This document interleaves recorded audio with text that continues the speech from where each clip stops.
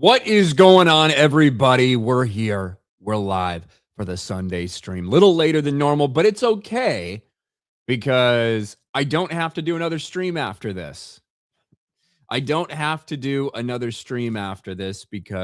no House of the Dragon reaction stream tonight on Gary's channel. I don't know if they're doing Forbidden Frontier right now. I don't think they are. Oh, I should probably silence my phone. Forgot to do that before the stream, but I don't think so. I get a day off. Well, a day I didn't expect off. Not a day off, a night off. I don't have to do the House of the Dragon reaction stream tonight. Is it being replaced by an Odyssey stream? I don't think so. I think Gary's traveling. So, you already drunk, aren't you? I wish I was drunk. I wish that was the case. But no, unfortunately, I am not. Oh, I've still got my wristband on, though. This isn't from a bar. All right? This isn't from a club or something. This is from what is it? From a Pokemon card show I went to today. That's what this is for. Just got your wisdom teeth out? That sucks. I still have mine. Daughter's from a hospital? No. I don't go to hospitals. It would have to be like I got in a car accident, was like unconscious and bleeding or something for me to be taken there. I think that would probably be the only case. I wouldn't just like walk in. What'd you get? Picked up a couple things, saw some cool stuff. Charizard, here or there. But yeah, a good time. It was just a smaller one, but it was only like 5 minutes from where I live. So that was easy. That was easy. Robin wanted to crack some packs lately. Fucking do it, Etherzone. Freaking do it. Do it. 250 million in 2 days. Well, I mean, if you mean 250 million in 5 days, you would be correct. Odyssey had a big opening, and I don't think anyone would. Well, I'm sure there were some people saying it's not going to have a big opening.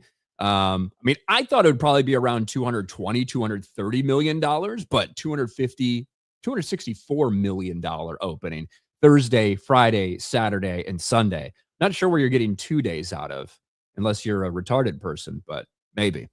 But yeah, I'm not surprised at all that it has a big opening. I think the question is going to be how it does over the next couple weeks. It's going to need to have a big leg out to get to $1 billion, which certainly could be possible, especially with a big opening. But we'll have to see. People really want to see the Odyssey in IMAX. Ryan, Gary's here. You can admit the Odyssey was good. Gary isn't here. Why would Gary being here or not affect my opinion on it? I talked about it on a stream with just Jeremy when Jeremy was the only other one. Well, Jay was there too. Jay didn't get too much into detail. Why would Gary being here affect how I feel about it? Why would Jeremy being here affect how I feel about it? Probably wouldn't. Dom H, by the way, our man Dom, fresh off of All-Star weekend. Dom H with 10 gifted memberships.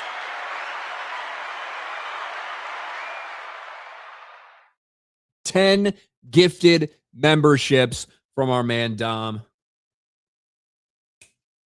which means we're starting quick.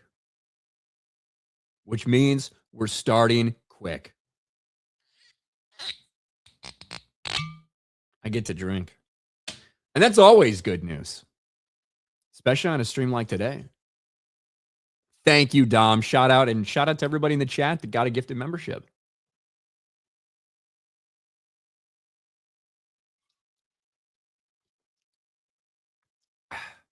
We're running out of this.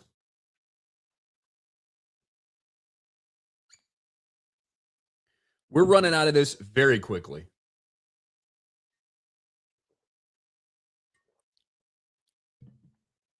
Will Odyssey his $1 billion? Well, I mean, it's kind of big, has a big opening, so we'll see. But of course, like, you know, it's going to be highly dependent on how it holds. I mean, look, Super Mario Galaxy opened to 360 or 370 million dollars worldwide. That movie barely hit $1 billion. That movie barely hit $1 billion. So, we'll see. We'll see. Did it really have a great opening? Odyssey certainly had a great opening. Had the best opening of Chris Nolan's career. I mean, when you don't adjust for inflation and everything like that, but very good. You hate blacks. Why care about this movie? Talk about Minions. I mean, I hate you, and it's not because you're black. It's because you're retarded. Pilk Silk, whatever your fucking name is. You fucking weirdo. You were spamming the chat earlier, too. You're like, y'all just hate black people. I'm going to be honest. The people that hate black people more than white people are other black people, considering you're the ones that keep your entire fucking community down in the dumps. What does Minions have to do with anything? I like the Minions movies. Well, shouldn't say that. I like the Despicable Me movies. The Minions movies, they're kind of just fucking slop. I like the Despicable Me movies. Not so much the Minions ones that are in between. What do you want me to talk about Minions for?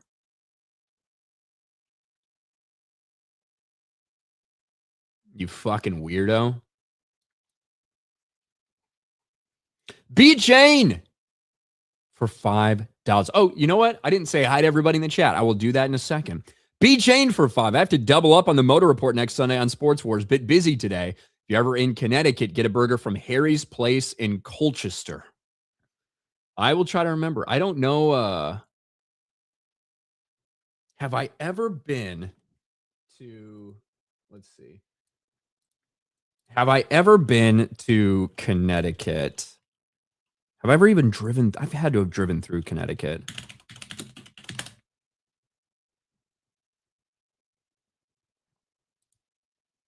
Says the guy made videos about Lupita. I'm weird. Yeah, videos about Lupita. You know what? I guarantee you're going to have a fucking problem when Black Panther gets race swapped into a fucking white dude. And don't tell me you wouldn't. You guys are the people that get fucking shot because you're yelling at somebody for free food at a fucking McDonald's. Did you have a problem with somebody else having a problem with a casting in a movie? Far less serious than getting your free fucking Jersey Mikes on your birthday? Well, I really hope black people don't come out after me in the chat today, because y'all are the easiest group of people to make fun of in the fucking world and have been historically. So I've got a lot of material. Do black people really want to consider this a big victory for them? Hold on. I just need to be very clear. Are black people trying to claim that this is a big victory for them? I need the black community in the chat. I know I got a big black, I got a big black viewership here. Are black people considering this a huge victory? I mean, considering they're the ones that thought things would be better for them after slavery, I wouldn't be surprised if they thought this was a victory. But I've driven through Connecticut. I don't think I've ever stopped there. I don't think I've ever stopped in Connecticut. Maybe at a fucking bathroom on the way to Boston. But that's about it.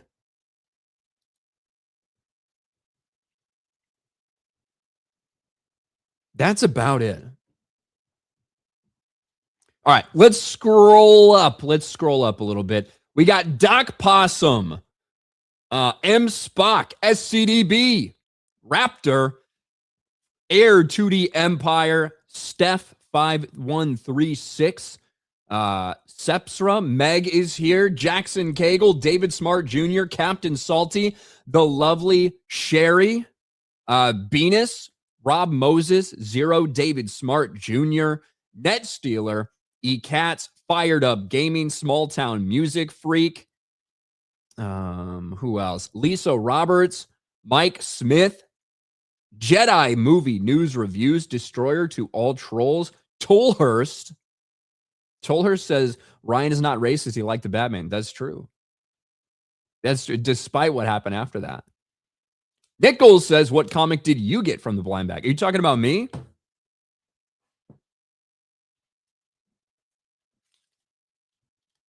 I got the Bruno cover.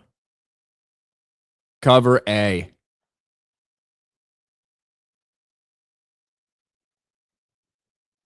That's the one I got. Right there. Did you pull one of these on the bottom? The Chase ones?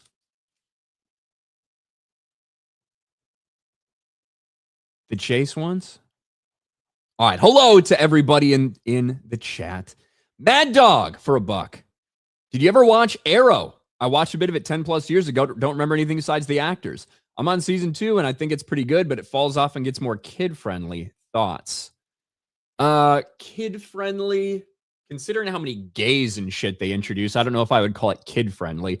I would say in the beginning of Arrow, it was a good balance between some of like the emotional CW shit that is going to be present in a lot of their stuff versus a little bit of the more violent and kind of like slightly up to the edge type of violence stuff for a show like that.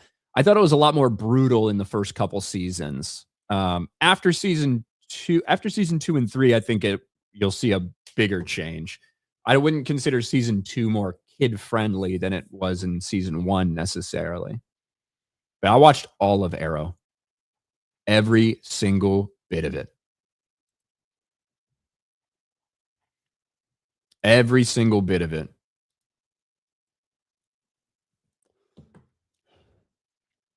The first 2 seasons are really good, I think, though. Are very good. Hugo, bro, Hugo. Ryan, I keep having dreams about you. I no longer think it's gay, it's fate. Where do we stand on me and Vera? I mean, where do I stand with you and Vera? You take that up with her. I don't know if that has anything to do with me. You know, chase your dreams, bro. But no is no. I will say that. Chase your dreams. But no is no.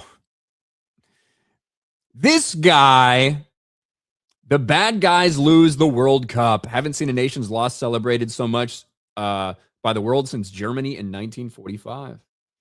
Yeah, I mean, Argentina, a lot of people did not want to see Argentina win because, one, people are a little bit sick of fucking Messi. A lot of people feel that Argentina got certain advantages in this World Cup because they really wanted the story of Messi's last World Cup for him to win and things like that. And when you look at the lack of punishment for the players who broke FIFA rules by making the very inherent political statements about the Falkland Islands, and I know a lot of people thought it was funny that England was mad about that. You probably have no understanding of the situation at all about why England might have been mad about that. And it is against FIFA rules for players to hold up signs like that for political messaging before, during, and after the game on the field. It's not allowed. It's not about a First Amendment thing. It's not about freedom of speech. It's talking in the same way, right? That when players were fucking doing like getting in trouble for Black Lives Matter or kneeling to the national, whatever these things were, that wasn't a First Amendment issue. It's like an employer issue. It's the rules. And when FIFA had suspended Spanish players 2 years ago for doing the same thing, grabbing a sign and holding it after the game, I think it was about Gibraltar at that point. They got suspended 2 games. Nothing happened to Argentina. So I understand why people were pissed.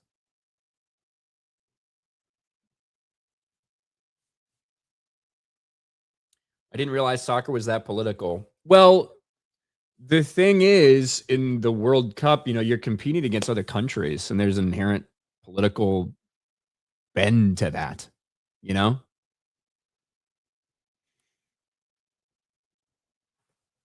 You know? When you've got countries that are facing each other that have something, whether it's recent, whether it's something that happened in the past, it's kind of hard to avoid that.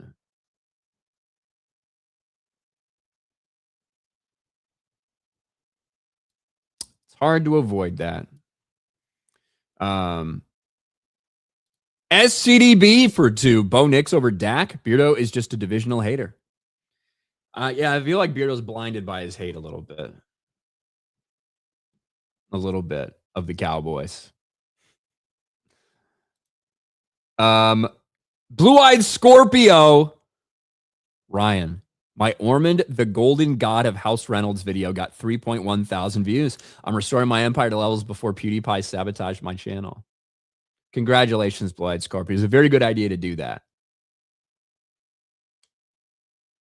It was a very good idea because I think it's a perfect comparison.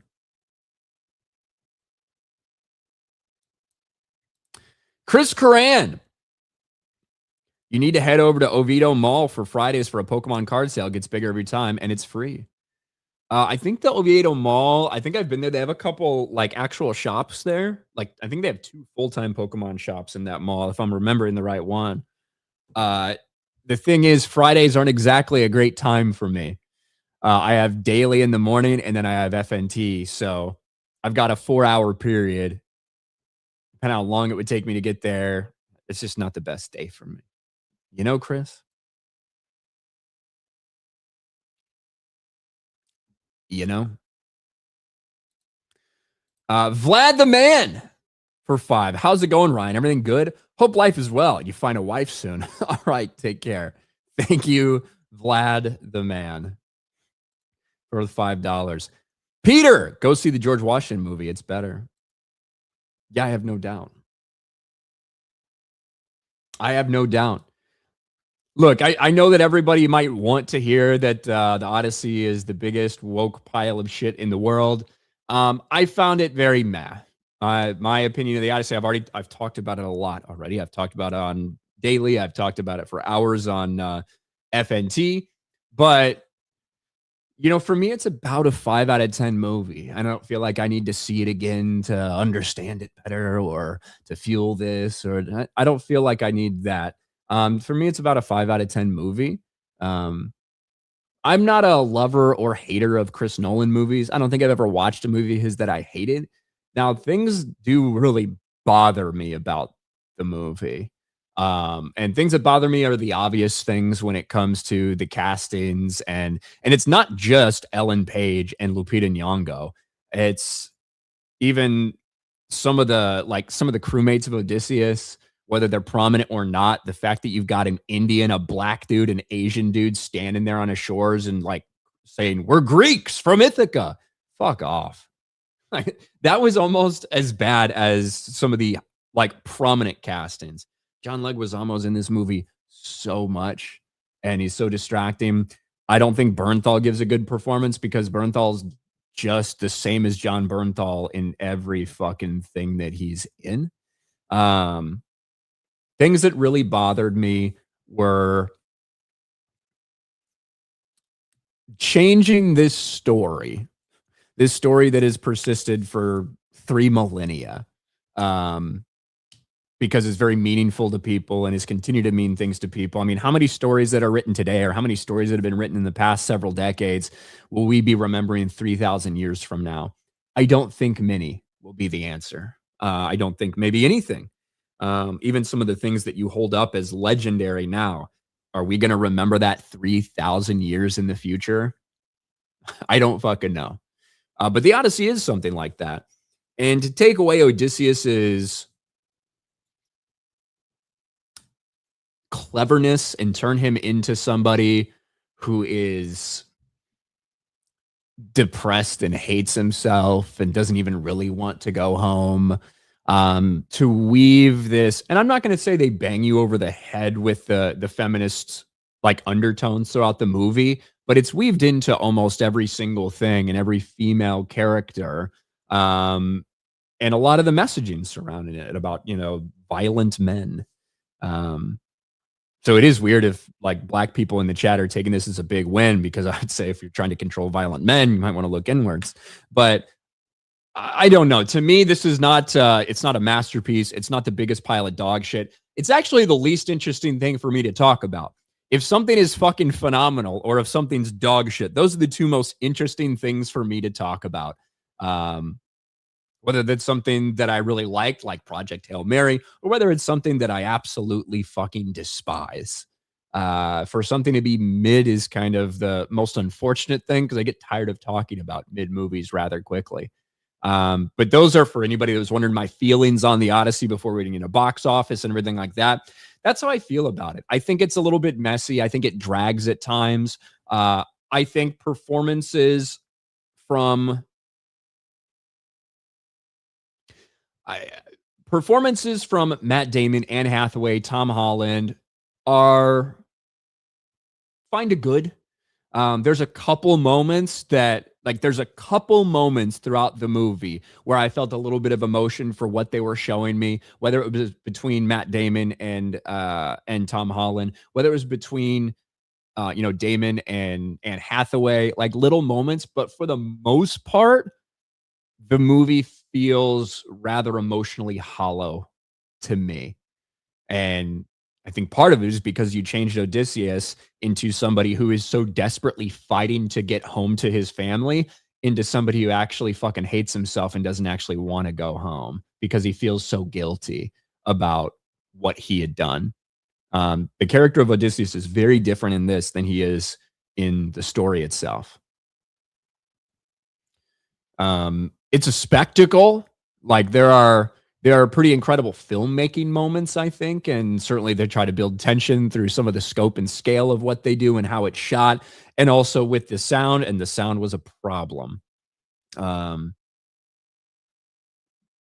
the sound was a problem.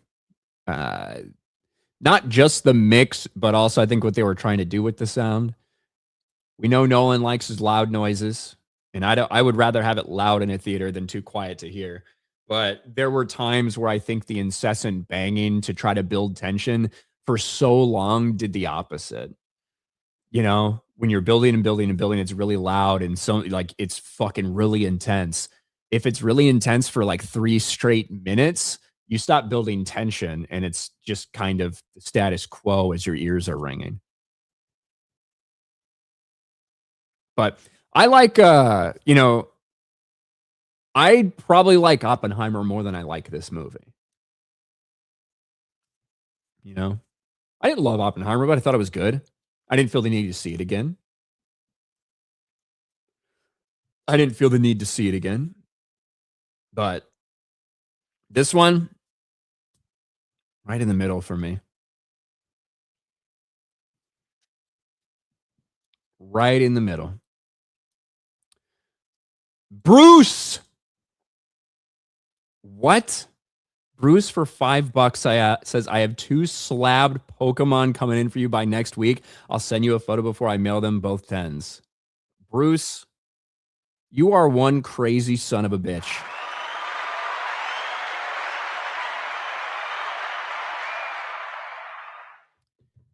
You're crazy, Bruce. I can't wait to see him, bro. Thank you so much, man. That's fucking awesome. That is awesome. Shout out, Bruce. Doc Possum. Still have not seen anything that would make me want to see the Odyssey. What I will say here, I guess this is what I'll say. If you really like Chris Nolan movies, probably go see it. If you enjoy the art of filmmaking and the knowledge that all of this was shot with IMAX cameras and the fact that all of these things are done practically, if you're somebody that gets enjoyment out of watching like that, if you like watching something like that, knowing the way that it's crafted and have an appreciation for that, then I think you should go see it. If you don't really care about any of that, um and you're just there for a good story, I don't know if I can recommend that, especially because the story has been perverted in a way. One Gall, what's poppin', Rick? Have you heard that in Vegas the Heart Attack Grill's closed? You can't munch till your heart gives out as you're visiting. I don't think I've ever been there.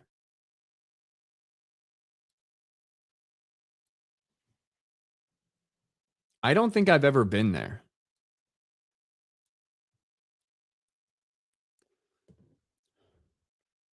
But it's good to know.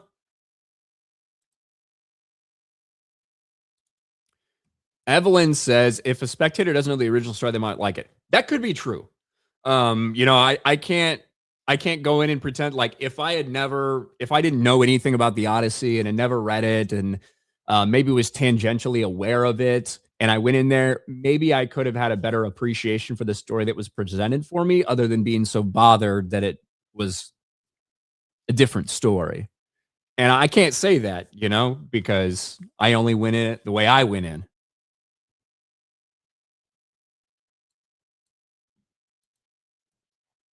That's the scary part. There's going to be some people that don't realize that this is different.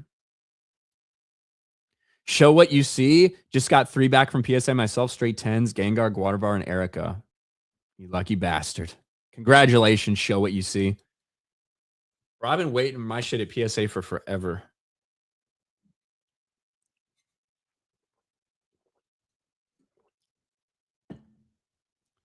Ignorance is bliss. Ignorance is bliss.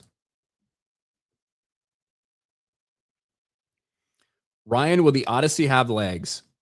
The Odyssey will have better legs than your stereotypical Marvel Superman or Marvel DC thing like that. It will have better legs than that. I can almost assure you of that. The question is, will it have the exact same legs we typically see from a Chris Nolan movie?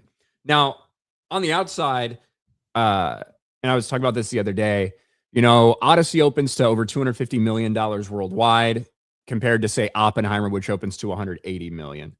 Am I really surprised? I thought it would open bigger than Oppenheimer. It's a little higher than I thought it would be, certainly. At 250, I thought it'd be at 220, 230, somewhere like that. But is it surprising that it's opening higher than Oppenheimer? No, I don't think it should, right?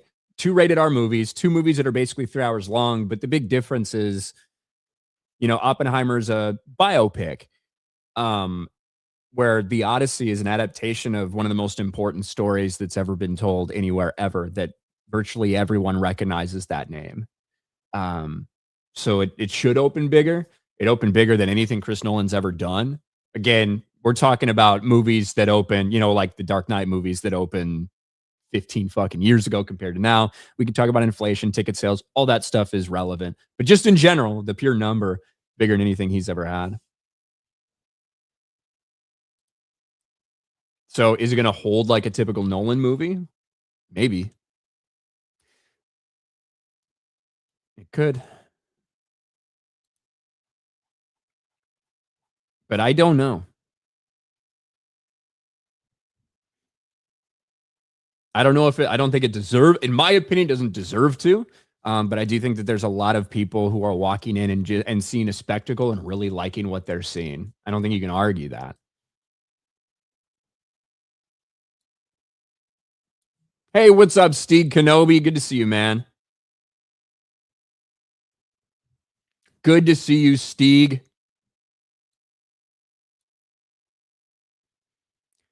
Jason Nelson, I finally subbed to Odin. OMB Reviews, great channel. You finally did? After how many years of watching on FNT, you finally subscribed. Good job. Good job, Jason. Funny you said Marvel Superman. Well, it was meant to be a comma like Marvel Superman movies like that, but I should probably just say DC movies.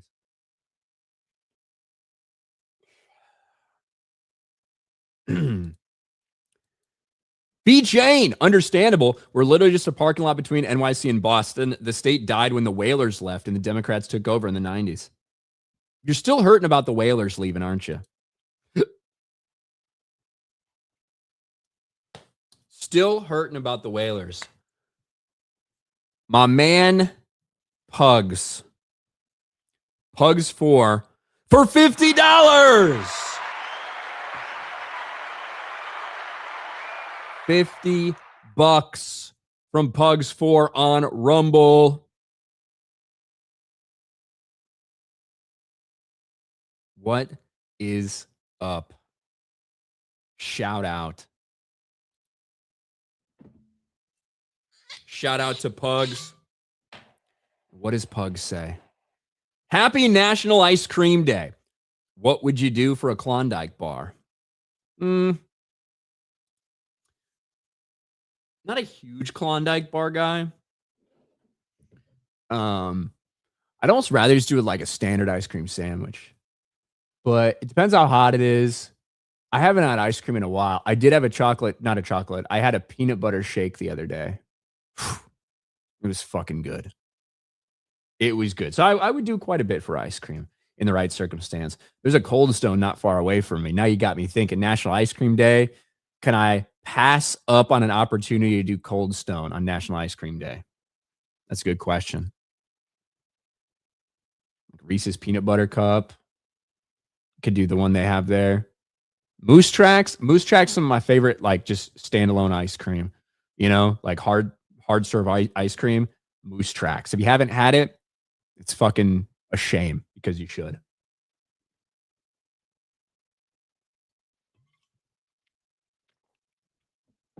Woo! Oof. Man.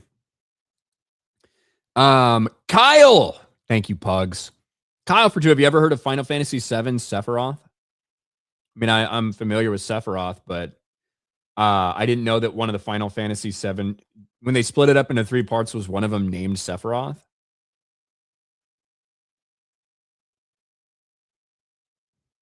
I don't know. You're eating extreme Moose Tracks with Cheerios and milk. Cheerios and milk? What the fuck? I don't need to do that.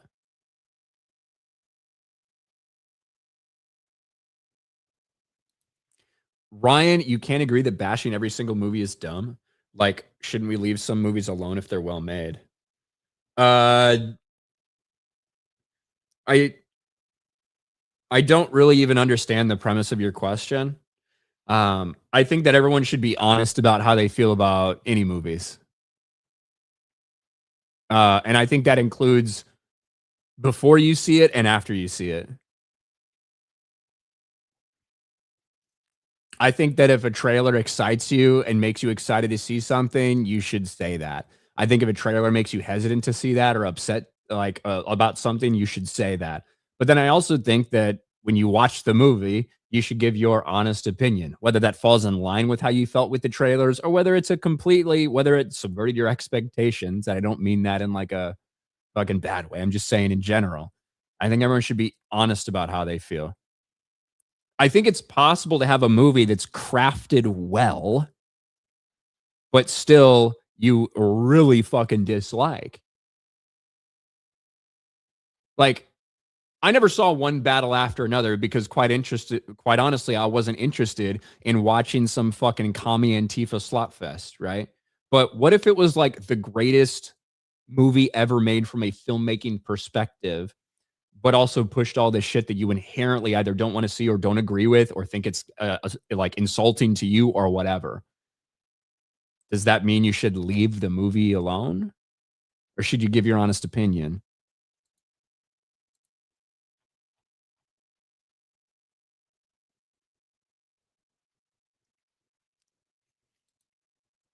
I don't feel like I've gotten honest reviews this week. Well, you can take that up with anybody else. Are you implying that I'm not giving you an honest review? Because I've just been sitting here telling you how I feel about it. I spent fucking 4 hours talking about it on a live stream. I spent an hour and a half talking about it on a live stream the day before on Friday. So I can't control anybody else. I can only give you mine. I can only give you mine. Now, do you feel like you haven't got people's honest opinion about the Odyssey because it's not the way that you feel about it? Because that can happen too. People can you might go see it, you might think this is a fucking masterpiece, and then somebody else comes in and says, well, I didn't like it. And you're like, well, they have to be lying if they couldn't fucking see what I saw. Well, that's not the case, just because, and that's why I pushed back very, very hard on the people who are saying all the critic reviews are just fucking, they're paid shills and blah, blah, blah. And it's like, well, let's think about this for a second. Like, let's think about it for a second. critics historically have loved Christopher Nolan movies, just in general. Now, you take the critics who typically love Christopher Nolan movies, the way he makes films, what he puts in them, the critics usually love it. And then you add an underlying theme of feminism in it. You add in a couple horrifically poor but DEI inspired race swapped castings. And I'm not surprised at all that the critics liked it. It's one of the reasons I push back on everybody saying, oh, when it came out at a 96, 97%, oh, that's fucking, it's all rigged. It's like, well, that's how the critics have kind of always handled Christopher Nolan. Didn't Oppenheimer get a 94% from the critics on Rotten Tomatoes? It's not much of a difference between that and the Odyssey reviews. So.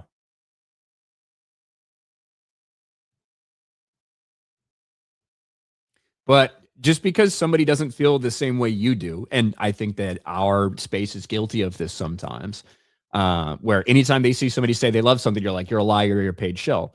Well, no, they might just have a different opinion. And it might be because they're retarded. It might be because they don't care about anything other than agenda. Like there's a variety of reasons why you could hate someone's review or whatever. But not everybody who doesn't think the same way as you do about a film is being dishonest. Sometimes they just have different tastes or different opinions.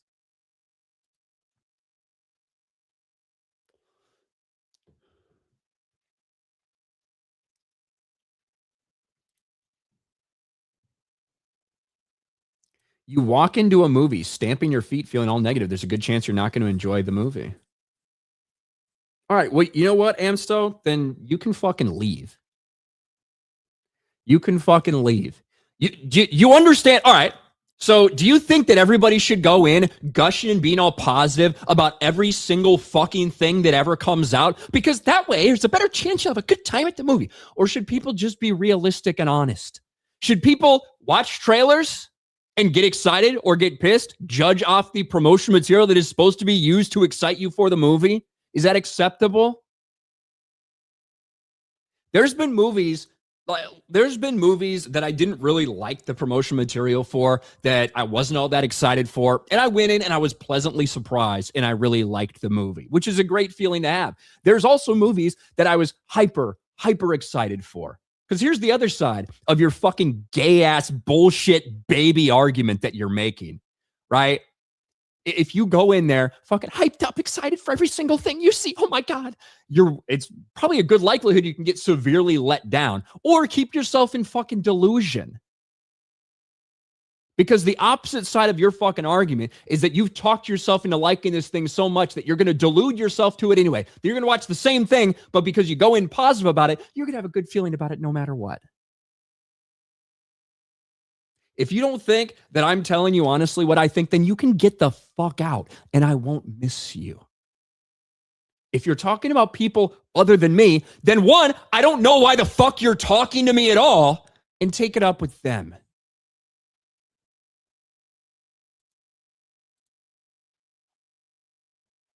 Take it up with them.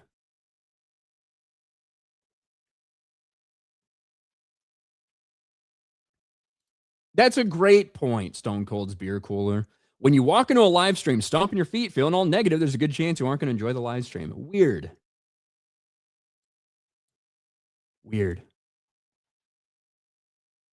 It's okay to not like things. It's okay to like things. Bad Carm 4 for £2. Ryan, scream anything at random. I feel like you just got some of that. Bad karma. Ryan Charlton for 2. Shit talker. Thank you.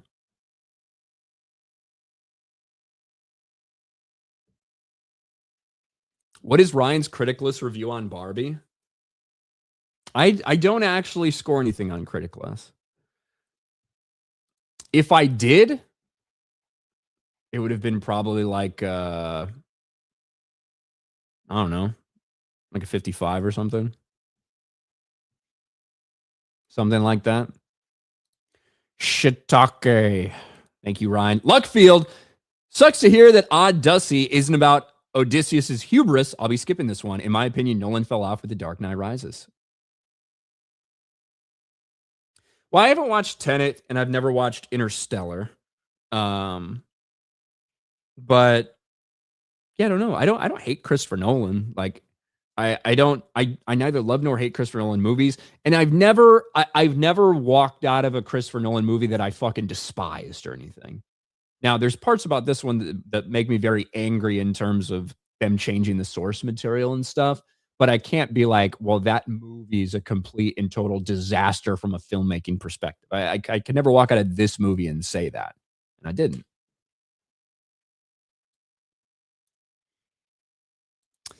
Bad karma for 2, bro. Do your super chats. I'm working on it. Mad Dog. Damn, no post hot D stream. Tonight's supposed to be good too. I'm at a family dinner, so catch you on the rewatch. Yeah, I don't know. I think Gary's traveling, so we're not able to do it today. Supreme Lord. First and foremost, I'm not calling that damn fucking thing the Odyssey. It's DEI Odyssey. It's feminized, pussified adaptation told from the perspective of a woke white woman with preachy feminist bullshit. Someone who loved Batman Begins, Dark Knight, and Dark Knight Rises. Normally, I'd give this movie praise if DEI didn't shit the bed. The fact this movie has no Greek representation, and heaven forbid it's a damn sin, as Gary would put it, it's a slog that plays out like an atheist adapted the Bible. Hollywood couldn't be bothered to cast a white woman to play Helen, but instead we got fucking female Bernie Mac, who's black as charcoal. It's supposed to be Helen of Troy, not Helen of Church's Chicken. Well, thank you. Thank you, Supreme Lord. You obviously did not like the movie. You obviously don't like the movie.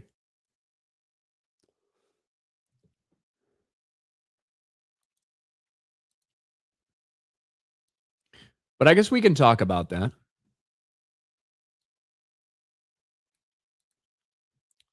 We've already been talking about Odyssey, so we might as well go all the way.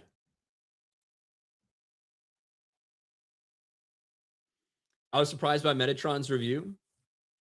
I think Metatron gave a very fair review. Metatron's review is similar to mine. Now, I think he has different reasons for it in terms of like historical accurate things. But I think he ended up giving like the movie as a movie, like the way it's made and stuff like that, like a 6. I think I gave it a 5. But he obviously had a lot of issues with the things that they changed and why they changed them and stuff like that. Some of his reasons were different, but I think we kind of approached it the same way. There's a spider web right here. Bro, if I see that fucking spider, I'm gonna fucking kill it on the stream.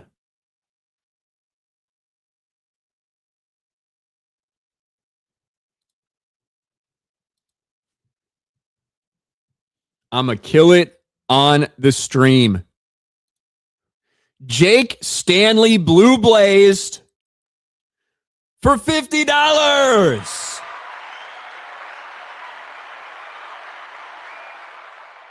Whoops.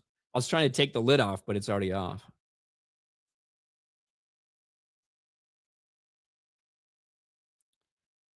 What if a spider lands on my forehead? I'm going to slap it. What are you talking about? You need a drink. So do I. Cheers, brother. I do need a drink, Jake Stanley. We're almost out of this.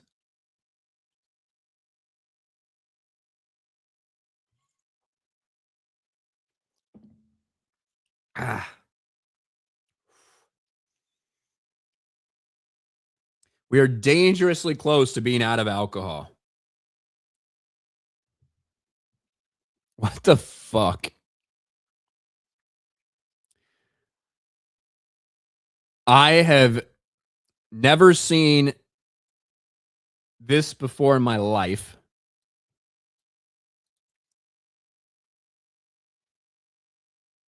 What kind of fucking profile is that? Anyway, Ryan Kinel 199. Hey guys, just wanted to make an announcement that I was very happy to star in a recent Little Caesars commercial. My career's finally peaked.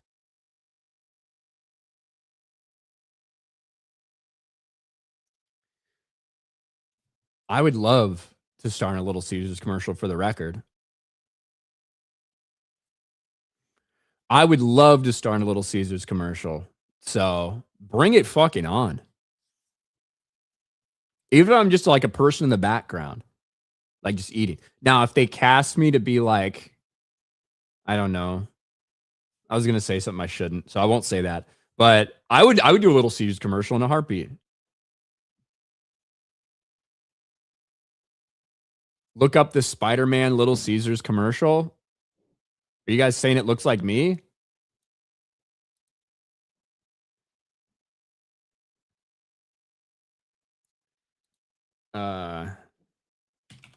Spider-Man Little Caesars commercial.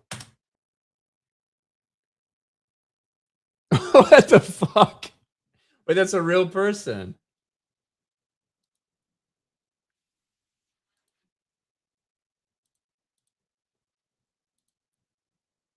It's a real person.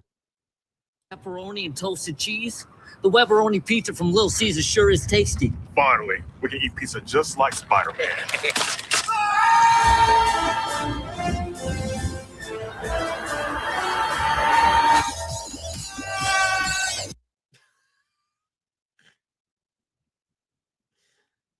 So this is me. There are some facial structure similarities. There's some facial structure similarities a little bit, but I don't think this is me, guys. This isn't me.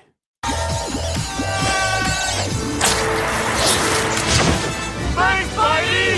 Whoa! It's The Weberoni pizza for $8.99 at Little Caesars. See Spider-Man brand new. That's not me. And if it is, they certainly didn't give me royalties for it. They certainly didn't give me royalties for it. I'll tell you that much.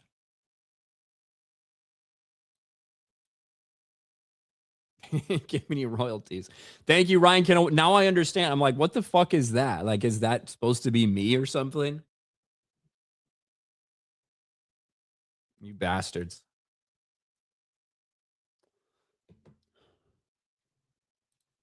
See, that's how you can really tell, Zero. I move a lot smoother than that. There's some people that have seen me out there on the dance floor, probably in this chat right now. I move a lot smoother than that. Okay? Just for the record.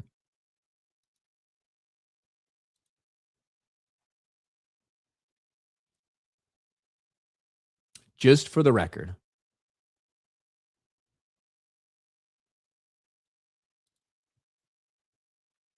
Amsel says, I got Ryan fired up. I like the content. I just think we should distinguish bad movies from well-made movies, even if you don't like them. Man, Amsel, I feel like you're like barking up the wrong tree talking to me about that, because I actually feel like that's what I've said about this movie. For the most part. And I even like took a minute fucking monologue on FNT and said exactly that. You know? That I think you have to look at. I think that there's a way to judge a movie where you're looking at what they're attempting to do in the story that they're trying to tell, apart from whether you liked that or not. If that makes sense. So. All right. Where was I?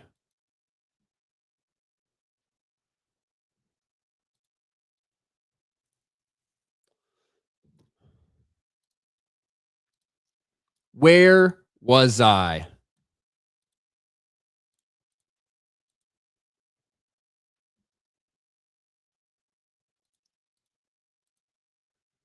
Washing a window? I was not washing a window, Net Stealer.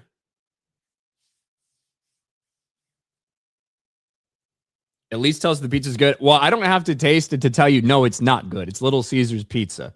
Little Caesars pizza is not good, but it's still pizza, right? Like, you still want it. You still want it.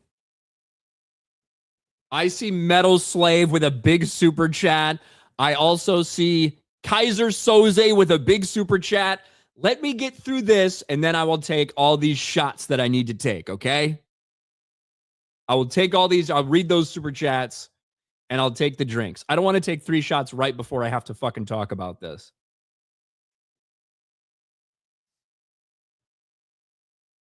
Okay? All right. Let's get to this. Let's get to the Odyssey. Well, after weeks of controversy and backlash and predictions and actresses running their mouths, the Odyssey was finally released this weekend. And I certainly expected the Odyssey to do big numbers on opening weekend. I don't know if I quite expected this big of an opening, but certainly it was in the news a lot for the wrong reasons, typically, in the lead up to this. We saw the terrible miscast, Black Helen of Troy, trans Ellen Page playing a Greek warrior. We saw the hypocritical stances from the mainstream media praising the authentic casting for Polynesian culture for something like Moana. However, then praising the fact that Black people are replacing Greeks in Christopher Nolan's The Odyssey. We heard Lupita Nyong'o and basically all the female cast members talk about what a feminized version of The Odyssey this was and how it really brought women to the forefront and changed Homer's story. And of course, we saw people like John Leguizamo somehow hypocritically say that he's fighting for Latino representation while taking jobs away from Greek actors. But when all that was said and done, how is the movie going to perform at the box office? And at least in its opening weekend, it was pretty massive, especially for a rated R, almost 3-hour movie. The Odyssey stuns with a $124 million opening weekend, third biggest debut of the year. Now, it was projected to be around $100 million. That's where most of the projections had it coming into the weekend domestically. Ends up overperforming at $124 million. The worldwide total is the bigger one because that was projected. I saw around 200, 220, right around that area. I thought it was going to be around 220. That goes all the way up to $264 million. It is the biggest debut of Christopher Nolan's career. Now, obviously, you got to put caveats on everything because we're comparing this to things that came out 15 years ago, which if you factored inflation in, if you factored actual ticket sales in, it would not be the biggest. However, this is a big number for a movie like this. The Odyssey becomes Christopher Nolan's biggest global debut of all time with $264 million. And now that is the third biggest opening behind the Super Mario Galaxy movie and Toy Story 5. Now, things to keep in mind because there's some people that are already saying, oh, look, it's over. This thing's a massive, huge hit. Everybody who said that this thing wasn't going to be accepted. I think it's a little early to tell anything at this point in time because, yes, it is a big opening. It certainly needs to have a very, very, very good hold over the next month or so to get to that $1 billion mark, which is really the threshold for success for this movie. This movie was meant to be a $1 billion movie with a $250 million plus budget, with a massive marketing budget. The break-even's likely in the $750 to $800 million range. That's the break-even point for this movie at the theaters. With Chris Nolan coming off Oppenheimer, which only almost made $1 billion, with The Odyssey, one of the most well-known stories in history and a story that's persisted for 3,000 years. Yeah, $1 billion is like the goal. That is absolutely in your mind when you make this movie. And for reference, something like Super Mario Galaxy, which opened to over $100 million more than this, barely limped across $1 billion. So certainly a long way to go for The Odyssey, and how the general audience feels about it's going to be a big determining factor. Now, I think the word of mouth has been very good for the movie overall. I watched this, and I honestly feel very meh about it. I gave it about a 5 out of 10. I don't know if I'm going to shift too much out of that 5 out of 10. I think there's moments where the filmmaking and the spectacle is pretty incredible.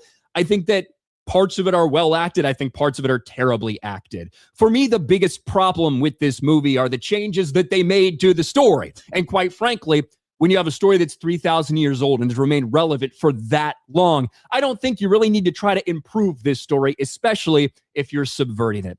If you're weaving this undercurrent of modern day feminism through the entire thing, if you're taking a character like Odysseus and inherently changing him, right? Taking away that hunger and drive and passion to get home to his family, to his kingdom, and the most clever man in the world, and instead turn this into a guy who just actually feels a lot of guilt and fucking hates himself and doesn't even really want to go home. When you make the entire story a premise about how actually violent and brutal and evil men are if they're not held back, and how they'll really destroy civilization if we don't hold them back, I really don't think that these were the things that Homer was telling us in The Odyssey all those years ago. That's one of the reasons I have major problems with it. I think that some of the castings are perfectly fine and even solid even. I think Matt Damon, Anne Hathaway, Tom Holland, and Robert Pattinson were the standouts for the movie. I think all of them acted fine to really good at points in this movie. The downsides are the most distracting castings. Lupita Nyong'o as Black Helen of Troy. Completely and totally pointless. She was disfigured because they wanted you to think that her husband beat her because, of course, all women are fucking victims in this entire fucking movie, right? That was a predominant theme. Even Cersei was a fucking victim throughout this whole thing. And so that was distracting. Ellen Page, really distracting. Not a ton of screen time, but her, and should I say his character, but it's her, the actress, her story is prevalent throughout the entire thing. The entire thing, even when not on screen, her storyline has threads that weave throughout the entire fucking story. Those are major problems, including Odysseus's crew just being a random assortment of DEI hires, an Indian, a black guy, and a fucking Asian who are standing on a shoreline and saying, "We're Greeks from Ithaca." Shut the fuck up. As a movie itself, I think it has pacing issues. I think the sound and the score I think it was foolish to not do a traditional score for this. I don't think it works most of the time. Every once in a while, there's moments where I think it does work. It's a meh movie for me. It's a 5 out of 10. It's about as mid can get, which unfortunately is maybe the least interesting thing to talk about. If a movie's really great or really shitty, it's more interesting to talk about than anything else. But the question remains, we had some massive pre-sale tickets for IMAX for this. All the premium format screens are sold out. It overperformed people's projections, had a really good first weekend at the box office. And if it has a typical Chris Nolan movie type of hold, it's probably going to end up crossing $1 billion. The question is, will it? And, how many people have been turned off by some of the controversies around this? How many people, even if they are turned off by those controversies, will see positive word of mouth from a lot of people and say, hey, I'm going to go watch this anyway. Certainly, if you're a lover of the art of filmmaking, there's a lot you can take away from going to watch this movie. But we finally have the opening weekend. It is a big, big number. Some people are already claiming victory. Some people are saying, well, if you like this movie, you're lying about it. If you hate this movie, you're lying about it, and everything in between. The conversation surrounding the Odyssey is not done yet after one opening weekend, because we're going to have to see how it does next weekend, how it holds when Spider-Man comes into theaters and honestly is going to dominate everything. But for right now, the Odyssey with a big opening weekend. What will the story be a couple weeks from now? We'll have to keep an eye on it.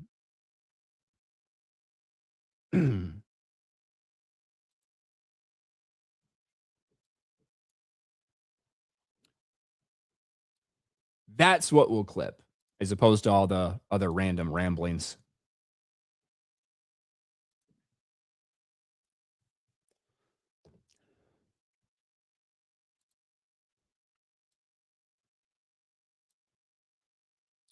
All right.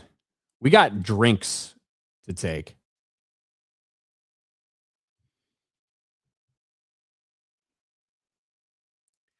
I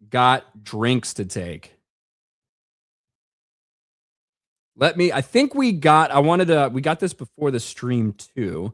I want to make sure I get this right. Where am I? Activity. Yes. Deeds, Minnesota.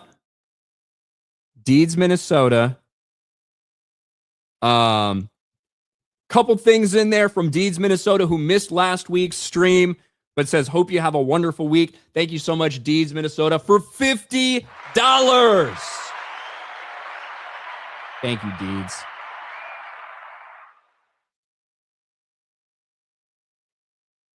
Drinking on a Sunday? When else am I going to drink?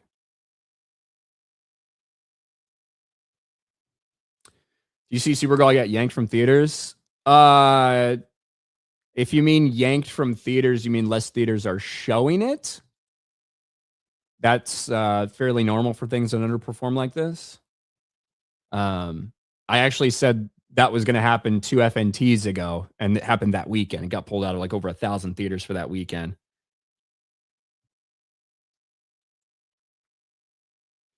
Crack Kills says, no effing way. I heard you took shots on 50s and saw you live stream it. That's true.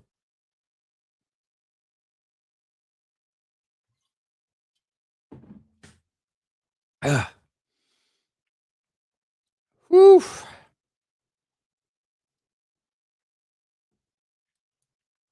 Will you take shots for 50s? I'm going to need to refill this thing. I need some water too. Or y'all are going to fucking kill me. Kaiser Soze for $50.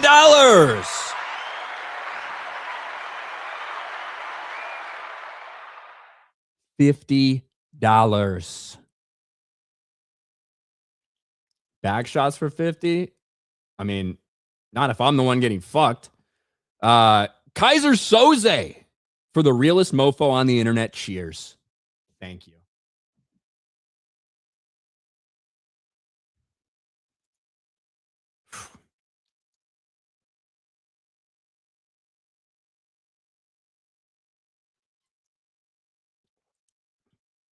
Ugh.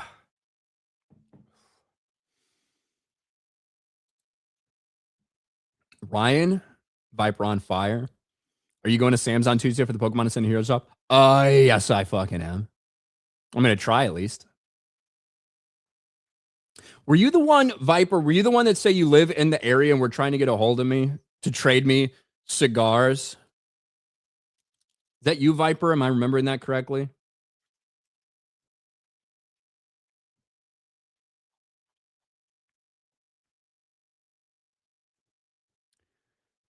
Cleveland Brown, Ryan, did Angry Joe go after you on your pins in the Odyssey like you did with Yellow Flash? I don't think so. How do I reach out? So you can email me if you want. Well, one, you could try to send me a DM on like Instagram. That's usually the place it's easiest to see like requests, which the link is in the description, or you can just email me. It is on the channel. If you go to the main channel, you can see the email, or you just listen right here. It's RTKINEL. So just rtkinel@gmail.com. rtkinel.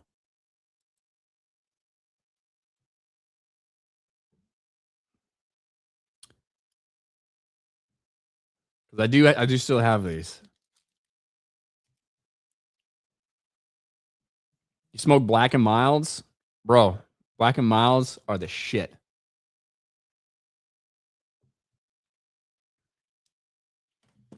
I was a Swisher Sweet guy, actually.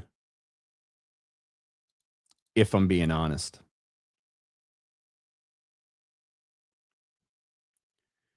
Ryan, are you or any Gene and Erotic going to make an appearance at NYCC? I don't know. I don't know.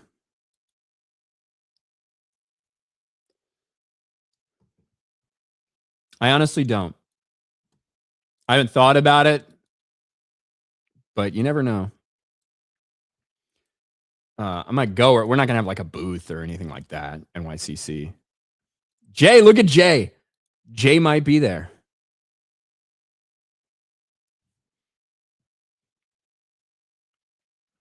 Jay might be there. So you can count on Jay. In terms of everybody else, I'm not sure. I couldn't tell you. Jay's everywhere, though. They got to bring Jay out to all the big conventions. Metal Slave. 199. God. $100. I'm glad you finally embraced the 199. Have a drink, actually, too. I refuse this. I refute this. I did not embrace the 199. This is bullshit. All right. This is bullshit.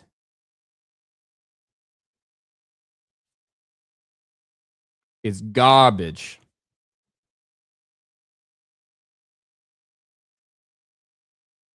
It's garbage. Have a drink, actually, too. I think we need to go get more.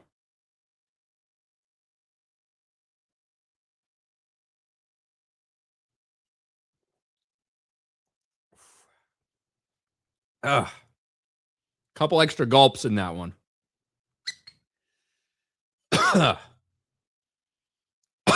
Fuck.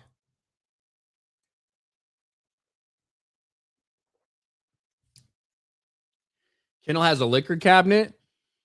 I don't have a liquor cabinet. I have a little like rolling bar thing, but it's on fucking carpet. So there's not much point to roll it. But that's just I have it set against a wall in my house. It's usually pretty well stocked. It's pretty well stocked.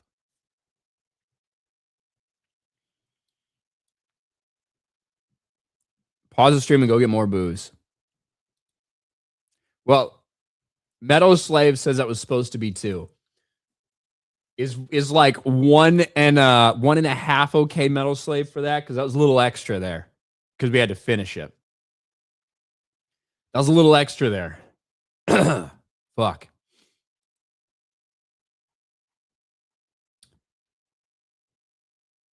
Let's see. Where was I? Jose Contreras, did you like the Pokemon movie? Oh, the live action one? Give us a 1-minute review. Whatever chat says. Oh, you're leaving it up to chat? You're leaving it up to chat, huh? Are you talking about, wait, the live action Pokemon movie? Are you talking about Detective Pikachu? I didn't like Detective Pikachu. I found the people rather annoying. I found the designs of the Pokemon off-putting.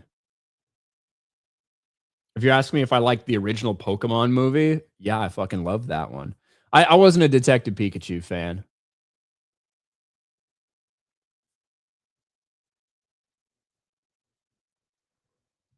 I wasn't a Detective Pikachu fan. All right. I see the chat tell me I'll open another one. Hold on.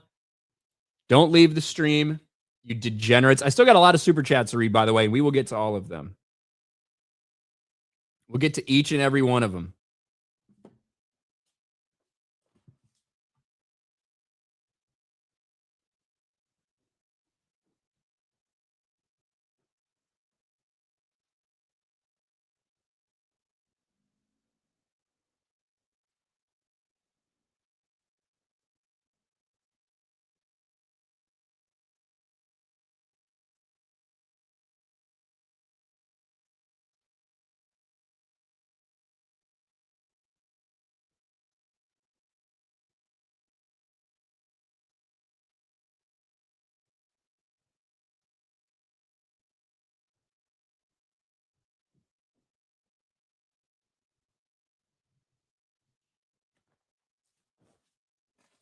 All right.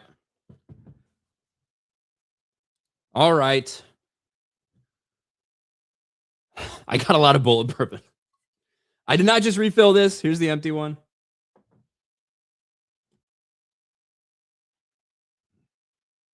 We got a lot of bullet bourbon in the house. How about To Kill a Mockingbird, a masterpiece? You know, I don't know if I ever sat down and watched all of To Kill a Mockingbird. I really don't know. I read the book. I feel like I remember little bits and moments of it, but I don't know if I've sat down and watched the entire thing. Doc Possum, Ryan, I couldn't believe Jeremy actually had to think a bit when I asked what was better, the Odyssey or Project Hail Mary. That says a lot. Well, I don't think that Jeremy... Fuck, I'm hiccuping now. I don't think that Jeremy liked Project Hail Mary as much as I did. So, I don't know. Bad karma. Never do a super chat, chat. It's bullshit. What are you talking about, bad karma? You talking about because it took me a while to read your super chat? I'm sorry, buddy. E-Cats. I wish Spider-Man came out next week. Tired of discourse already. All these fucking losers calling it a masterpiece just to own the chuds. Well, there's certainly some people that are going to run with that stuff, right? There's got to be people that see opening weekend and be like, oh, look at all the right-wing backlash or whatever. We'll see what happens. I mean, the movie could go on to make $1.3 billion. it could stall out at 900 million. We really don't know yet. So, and ultimately, we got to see how it feels to the general audience, you know? If people are going to be convinced to come out and watch it based on what they hear. And if they're listening to critics right now, they're probably going to think, hey, it's really good.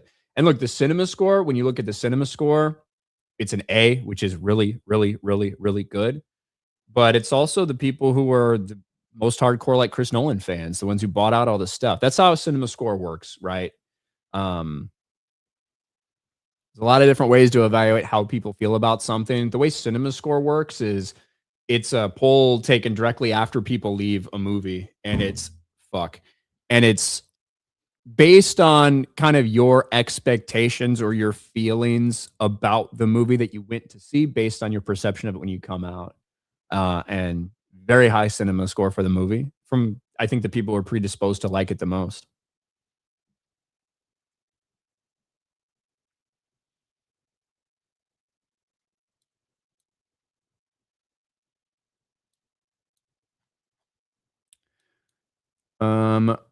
Psycho Hobo. I'll just watch the Odyssey on 70 millimeter just for the first 10 minutes of Dune Part 3. Did they show that? Did they show that in front of it? I didn't think they were going to be able to do many previews for the 70 millimeter screen because it doesn't hold enough. It doesn't hold enough fucking reel or something, right? Isn't that why movies have to be limited to 3 hours? Like, that's why this movie had to be 3 hours, because it was IMAX, I think. Taker, Christopher Nolan's The Odyssey. Odious is as in unpleasant or repulsive. Maybe. CJ, with adaptations, they either need to be lore accurate or an excellent movie, preferably both. If it's not lore accurate, it's just a mid movie, I'm just not into it.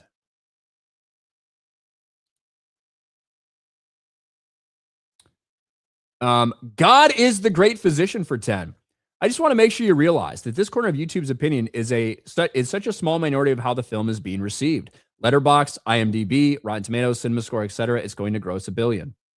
I think it certainly has a really good chance to gross $1 billion at this point. Look, God is the great physician. I can guarantee you there's nothing that you need to make me aware of anything in life. I do appreciate the super chat. I talk more than anybody else about the bubble that we're in and looking outside of our bubble. And it's why I'm talking about general audiences and things like this.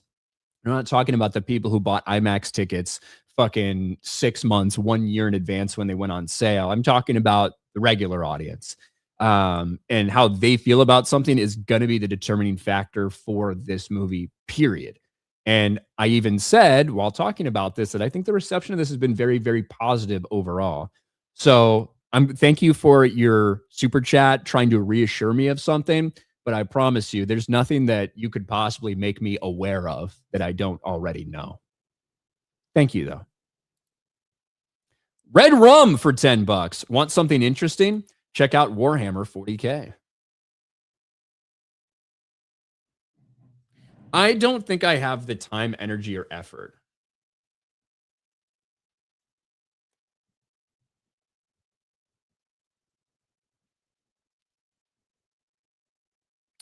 I don't think I have the time, energy, or effort to do 40K. It's so massive. Hatefield says, no, you trash. Nolan is trash. Y'all are stewoid, and this Grimes to show how far gone y'all are. Hatefield, are you a black person? Are you one of my black viewers? I knew I had some. Thank you, Hatefield.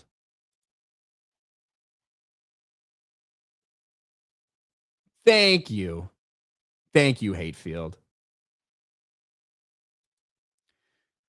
Jay Peterman.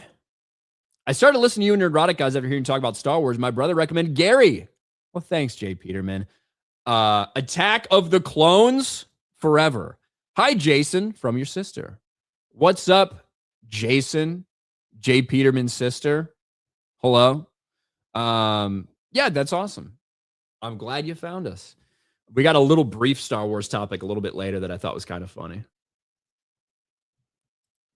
Young Stav, not a big Nolan fan, but I feel Insomnia is heavily slept on. Pacino and Robin Williams are great in it. Huge departure for Robin. Nolan is overrated, though. Thank you, Young Stav.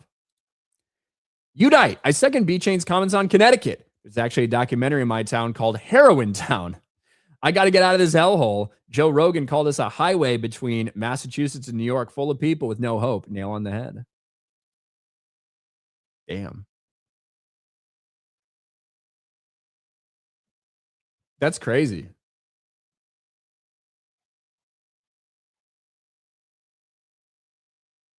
That's crazy.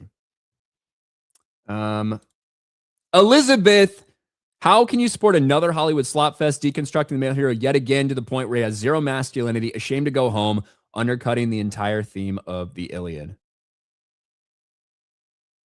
Are you talking to me? I didn't like the movie, Elizabeth. I didn't like the movie, and that was again one of my main factors is that Odysseus is not Odysseus. Odysseus is not the cleverest man in the world. Athena's favored, like Athena's favorite because of how smart he is and how clever he is. He's not proud of his achievements at Troy. He's not bragging about what he did at Troy to bring down and put an end to the Trojan War.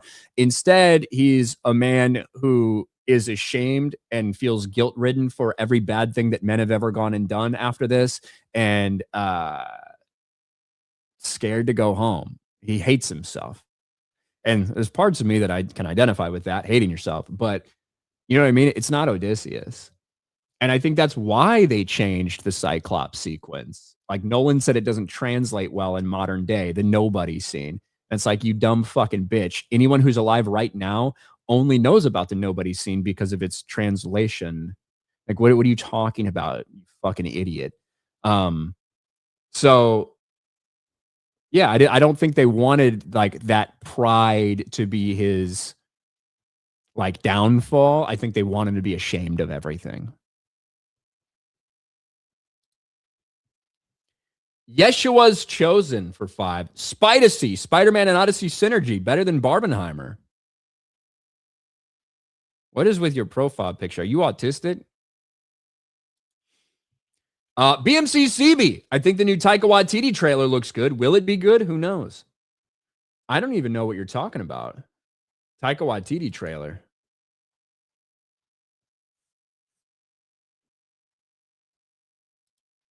I don't even know.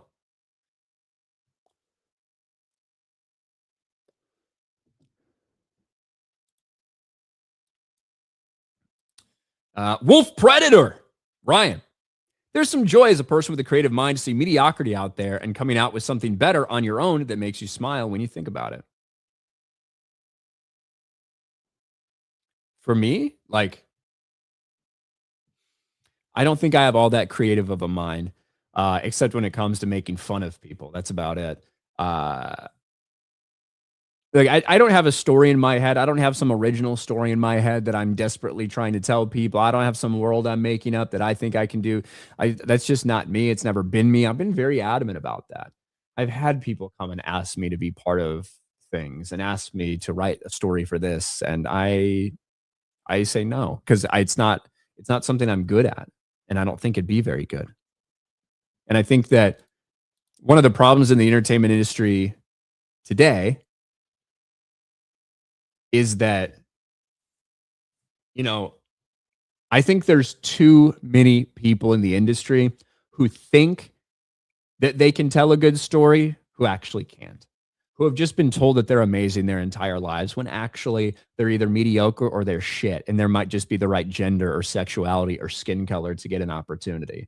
I think less people need to be telling stories in the entertainment industry.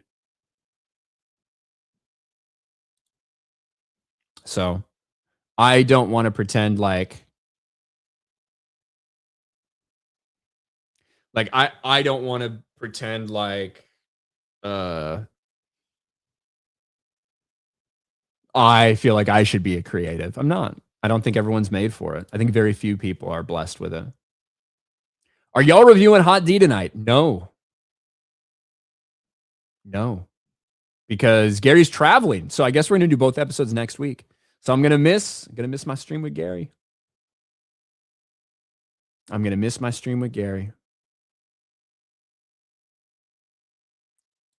Bull Rider, I think that's a little silly to say. The Odyssey won't make it past 400 million. It is going to fly by 400 million by next weekend. And that's why I said, and I've been saying for weeks now, if you guys have been paying attention, for people who say it's going to be like 400 million tops or it's not going to make $550 million, I think that those were all very out of touch with reality predictions. You know, I just do. I thought it back then. I certainly think so now. I think the movie like has a chance to finish anywhere between $750 million to like 1.3 billion. You know, I think like those are all within the realm of possibilities.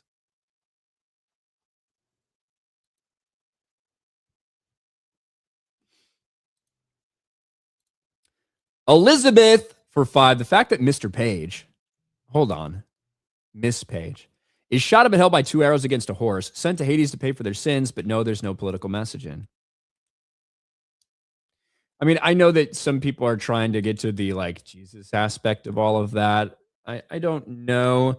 I think the political messaging in general is Black Helen of Troy, feminism at the forefront of everything, casting a trans person to begin with, a lot of shit like that.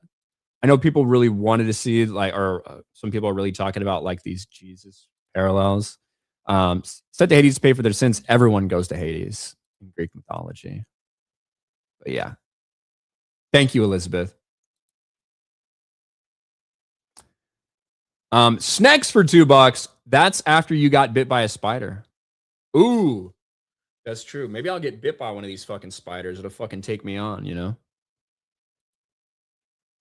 Ether Zone. Hey, Ryan, enjoy your takes most of the time. Did you ever give Cowboy Bebop a try? I did watch Cowboy Bebop.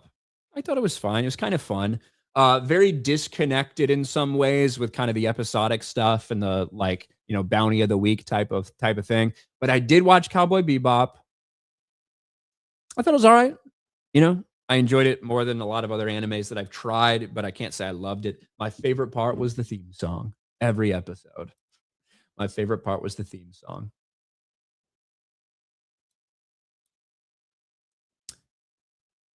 And we got Kaiser Soze for $100.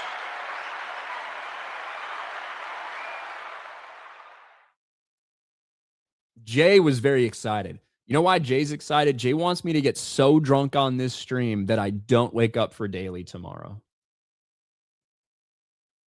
He wants me to get so drunk that I can't wake up for daily tomorrow, and then he doesn't have to do it. I think that's what's going on. Thank you, Kaiser Soze.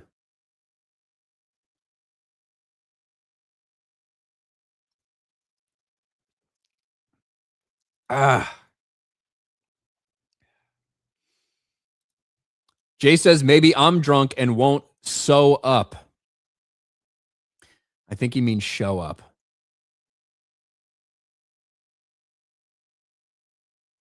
But that's all right, Jay. He'd have to do without you. Hey, Jay, it's all you. You got this. I believe in you. And I'll do one more drink for Metal Slave.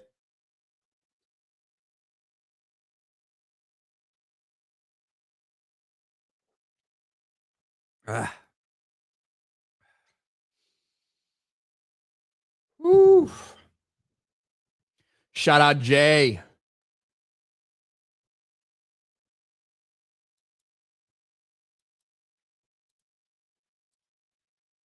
Vandes Cinema drinking because the Odyssey did good. LOL, I'm telling MMT. Who's MMT?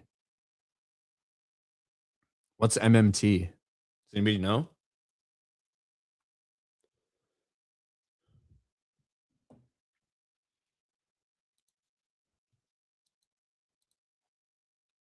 that like the group you meet up to have gay sex? Like what is MMT?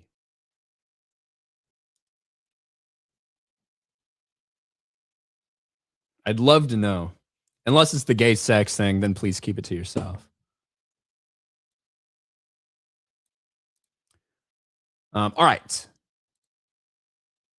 Dash cool. Odyssey was Oppenheimer with swords. Hot D predictions.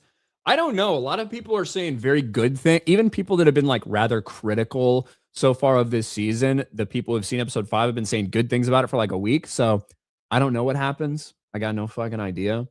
My predictions based on the minute clip are we're going to get a funeral for Jace. But also there's a chance Rhaenyra finds out about Rhaena in this episode too. I'm not sure. I don't really know.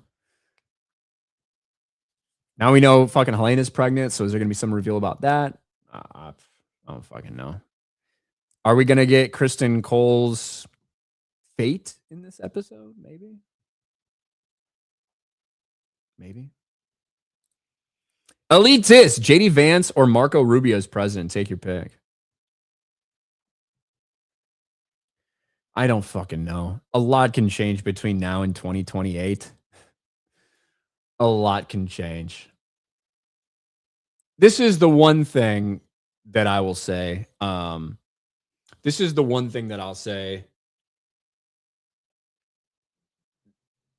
We don't have a huge track record for JD. We don't have a huge track record for JD. But honestly, we'll fucking cross that bridge when we get there. It's a long way for now. I'm tired of everything. I'm tired of everything. Ryan Charlton for 10. On this week's episode of Cribs, Ryan, aka Squid Vicious, shows us his liquor cart. You're trying to make it a thing, man. It ain't going to be a thing, Ryan. I guess I could take a picture of my degenerate liquor card if you guys want. Kyle Reese, Jeremy's a simp for his daddy Nolan. I mean, Jeremy does like Chris Nolan a lot. He gave this movie a 7 out of 10, so I don't think he thinks it's a masterpiece or anything, but... Tiggs, I thought Taco Bell already gives you exploding diarrhea. It only does if you're a pussy, by the way. It only does if you're a massive pussy. Kaylin Blackwell for 5. I'm stoked for Hot D. Heard it's a good one. No review tonight? Apparently not. Gary's out of town. Gary's traveling back to Texas, so no Hot D tonight. Well, I mean, there is Hot D tonight, but there's no review tonight. Supreme Lord for $1 on Rumble. As for everyone else who's glazing the shit out of this movie, they can bitch and cry about racism and sexism all they want. Someone doesn't like the casting or adaptation as a minority. I'm not complaining. And then he says, I don't think the movie's going to flop, but I do believe word of mouth will hurt it the most in the long run. Well, the only real way word of mouth can hurt something is in the long run, right? It's tough to have great word of mouth in 2 days, 3 days. Guess David Lightbringer. You going to watch David Lightbringer tonight? He does a group one, right? I will say, I think that Alt Shift X does a very good breakdown of these episodes in the aftermath. So if you're looking for a channel to watch immediately after, I think Alt Shift X goes live kind of around the same time we do. So I would recommend him. I don't know if I've ever watched of David Lightbringer's specific live stream responses. I do watch a lot of his videos, though. I do watch a lot of his videos.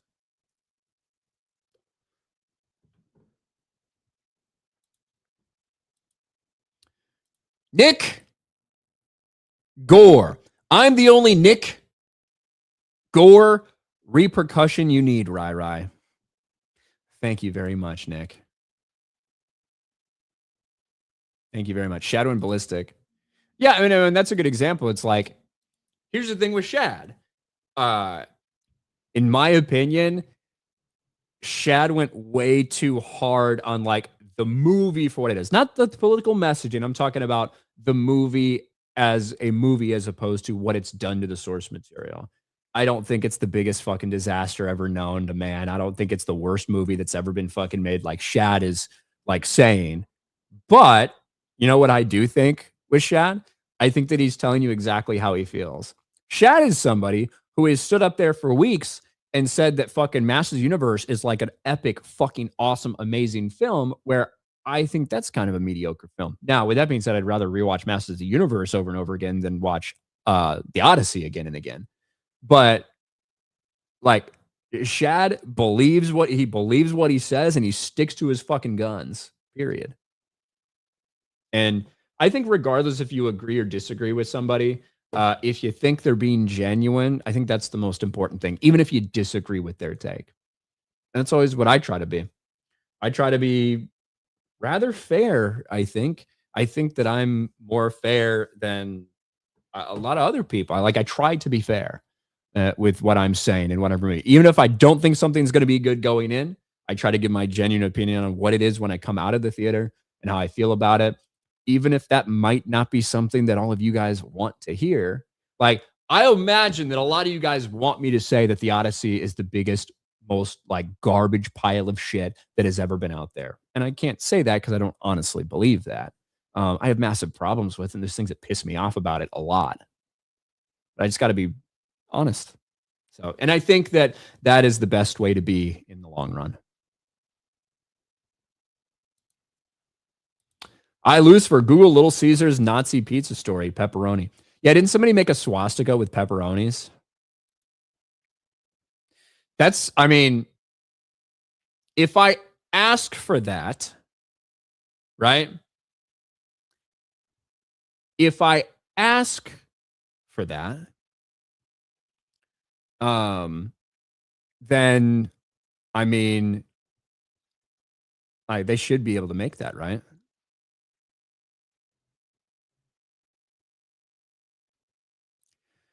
Vanda's Cinema says, MMT says, you guys push your agenda and steer your audience wrong. He says, guys like you, like me, cause your audience to miss out on greatness because you push your agenda for clicks and views. Well, that sounds like somebody who's really bitter that they don't get any clicks or views. Is that Eric you're talking about? Have I ever said a bad thing about Eric in the past?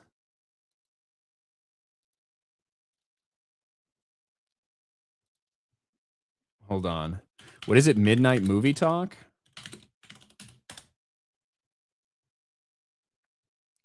MMT with Eric Weber. Oh, okay.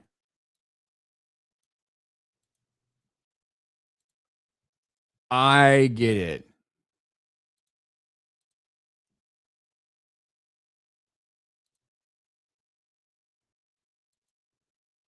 I get why he might be saying that. I get why he might be saying that because I looked at his subscriber count. I get why he might be saying that. So maybe. I don't think I've ever said a bad thing. So if he said something specifically to call me out, I mean, that's news to me. But I don't know. I'll stop there because I don't know if you're actually being genuine or just trying to start something. But it'd be like being to try to start something with, I don't know, a cyclops and an ant.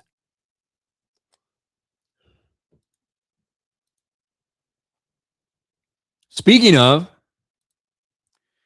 Metroplex for $100.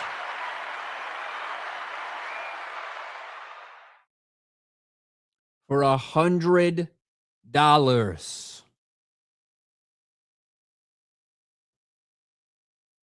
Hi, Ryan. Clash of the Titans, 1981. Just saying.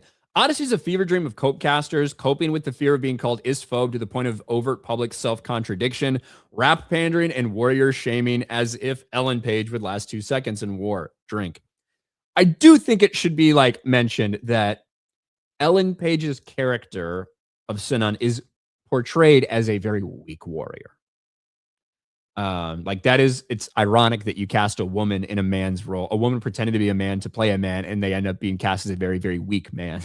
Just funny. It's ironic, but I do think that should be mentioned that I feel like a lot of people maybe don't know that because they haven't seen the movie and they're just going off whatever. So, just for the record. You know what I watched recently? Clash of the Titans 2010 or whatever that is. Clash of the Titans 2010 and Wrath of the Titans. I don't think those are great movies.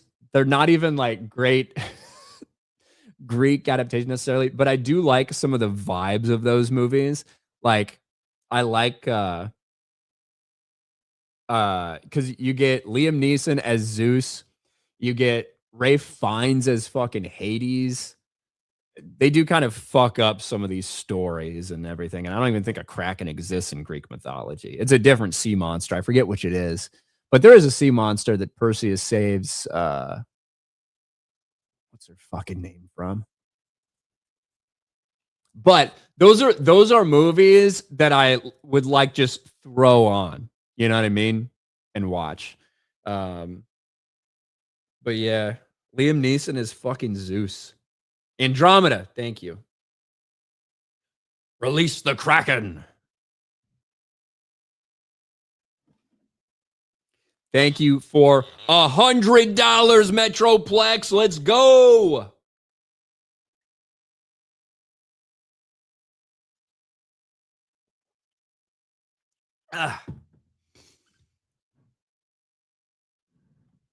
Woo. John Carter. And the lovely Cassiopeia. And Io, played by Gemma, whatever the fuck her last name is. They did a lot of recastings for Clash of the Titans, or for Wrath of the Titans, by the way. B-Chain for $10. That's why I watch you guys. Your authenticity makes me trust what you have to say, whether I agree or not. Gary hates the prequels, yet they are my Star Wars. I grew up with and love them. Yeah, I hate Gary's prequel takes. He's a fucking angry old man. Fuck him for his prequel takes. Fuck him for his prequel takes, all right? Speaking of Star Wars.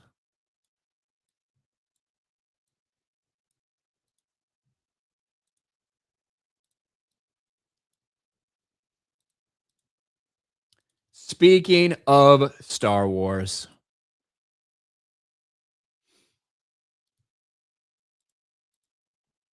Wanted to do a little Mandalorian and Grogu update. Been a while since we talked about that, isn't it? Hasn't it? Isn't it? Wasn't it? Whatever I'm trying to say. You guys know what I'm trying to say. You guys know what I'm trying to say.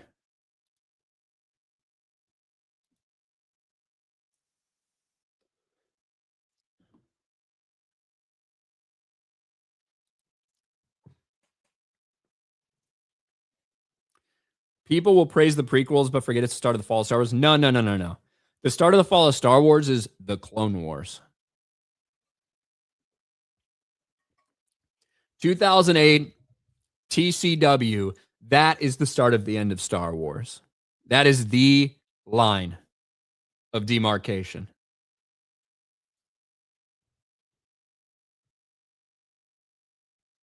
Definitively, that's the line of demarcation.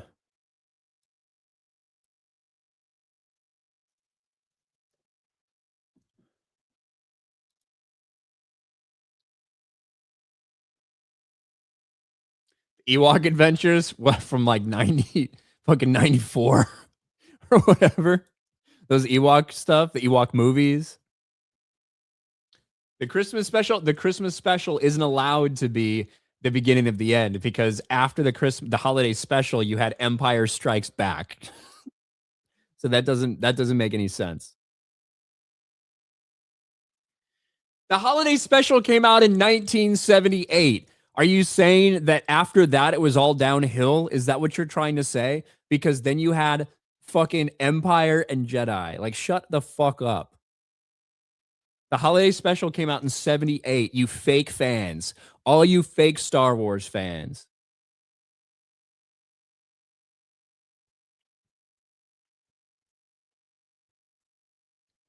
Come on.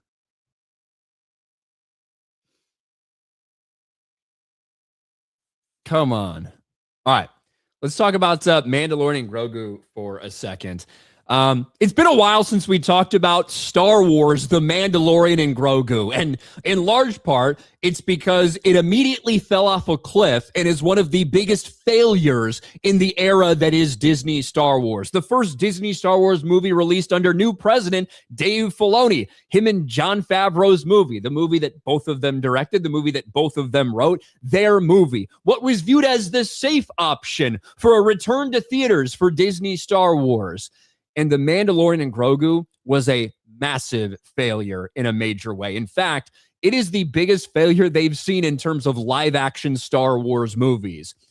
Makes about $50 million less than Solo, A Star Wars Story, which before this was the most notable flop and failure. Now, caveat needs to be put in there that Solo had a higher budget, reportedly, than The Mandalorian and Grogu. But that bottom line, $342 million at the box office, not only is it a money loser for Lucasfilm and Disney, but it's quite frankly a massive embarrassment.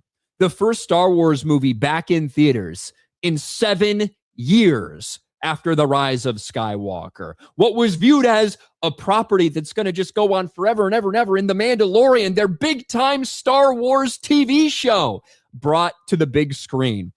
And in every way, this character that you thought was going to sell a bunch of merch and Baby Yoda, this character in The Mandalorian who you thought was going to be the center of your Mandoverse, quite frankly, there's no interest in it.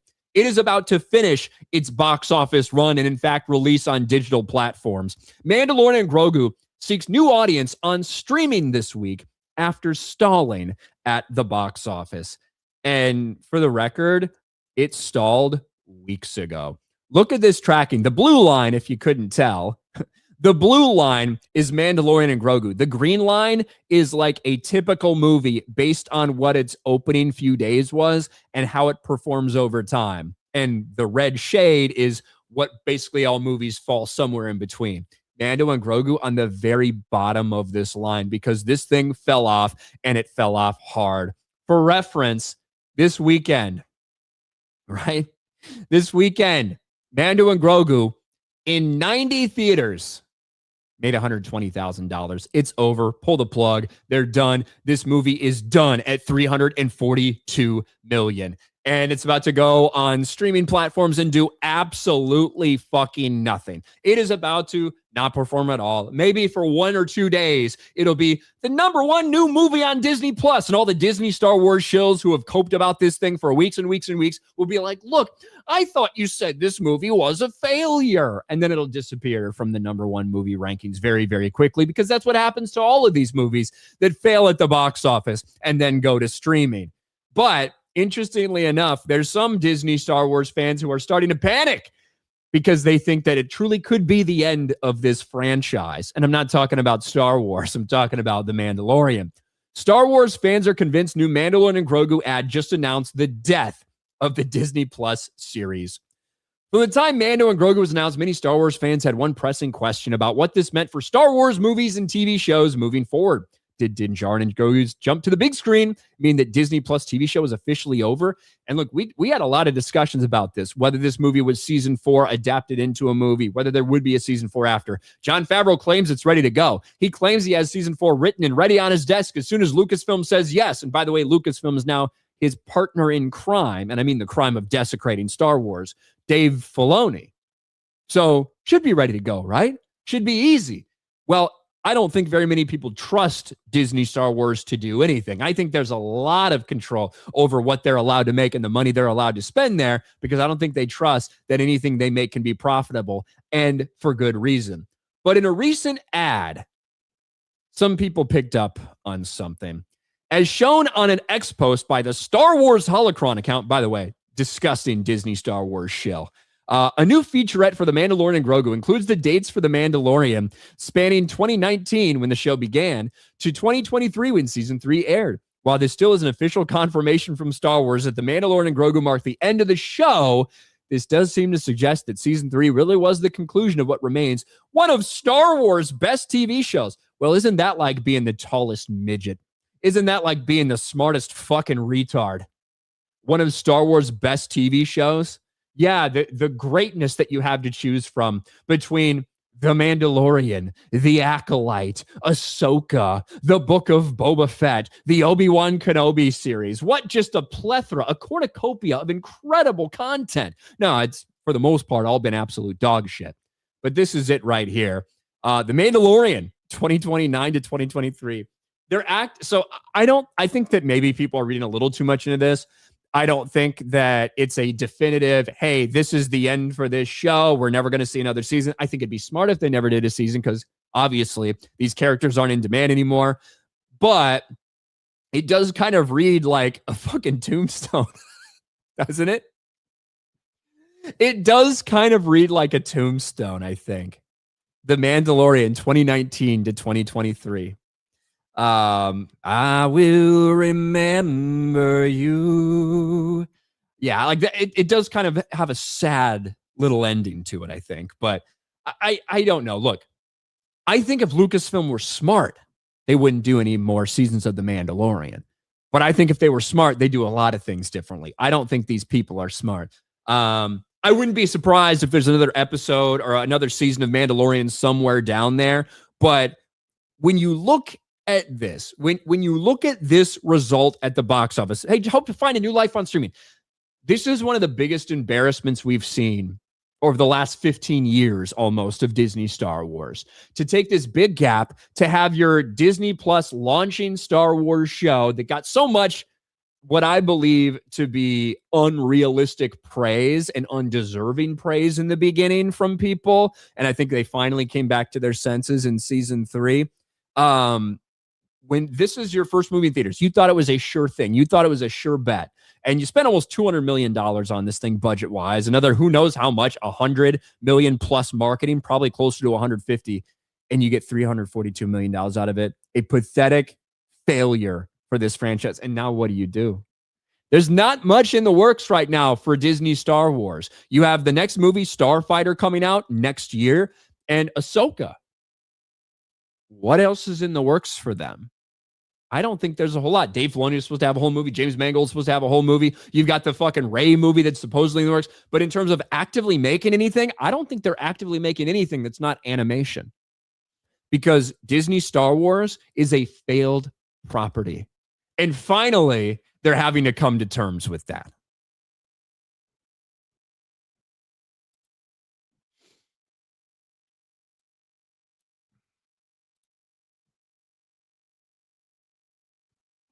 You want to hear Ryan sing the Aladdin song again? What do you mean?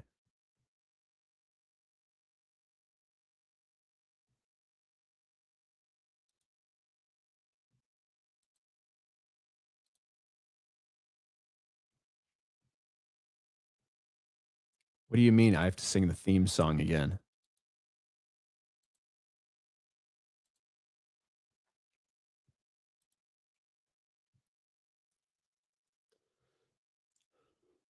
I've never seen Aladdin. I don't know what you guys are talking about.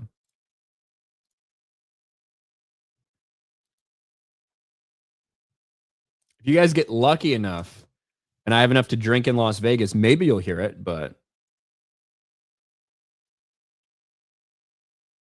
Blue-Eyed Scorpio said Eamon nutted Helena. I think that it's Eamon's baby. I do. Whole New World? That's not even my favorite Aladdin song.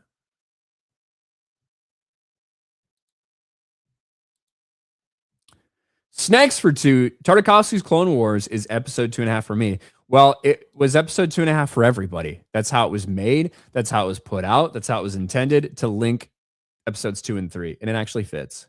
Clone Wars is an abomination. Chad Admiral Thrawn. Hail Ryan, how are you? I see Amon, Ezra Bridgers, following you. Very cool. You missing Japan? Hope your day is going good, man. I actually met Amon thanks to Jay, and really cool dude. And I was very honest about, how my feelings are about Disney Star Wars, and he was really cool. Good dude. He's on the Pokemon hunt like me. So, yeah. Alex Arrow Cave. RK half of S tier daily duo on Sunjay. Meta PC code RK Outpost. Good point. If you or somebody you know wants a new PC for for whatever, for streaming, for editing, for gaming, go check out my friends over at MetaPC. Use code RKOutpost for a discount. Do it now.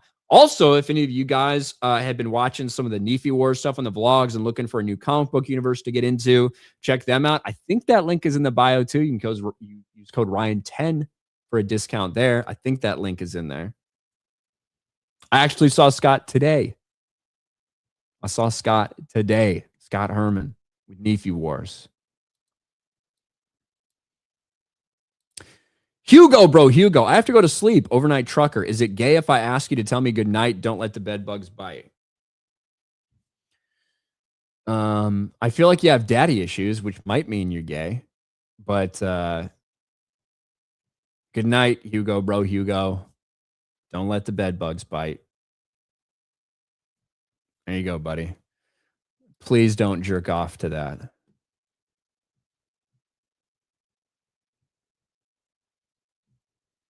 You bought a Meta PC for your wife. Zero complaints, good product. Look at that. Solid husband right there.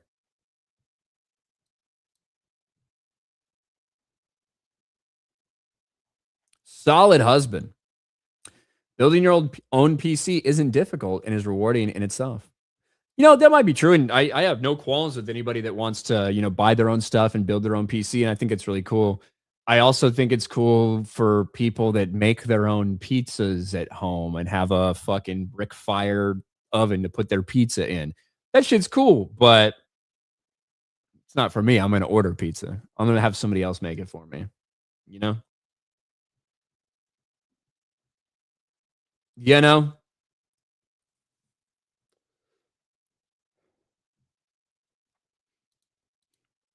It's not necessarily something everybody wants to do.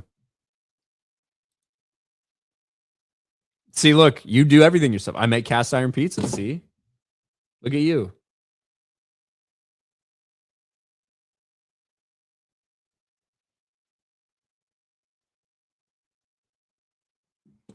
Look at you. I make frozen pizza.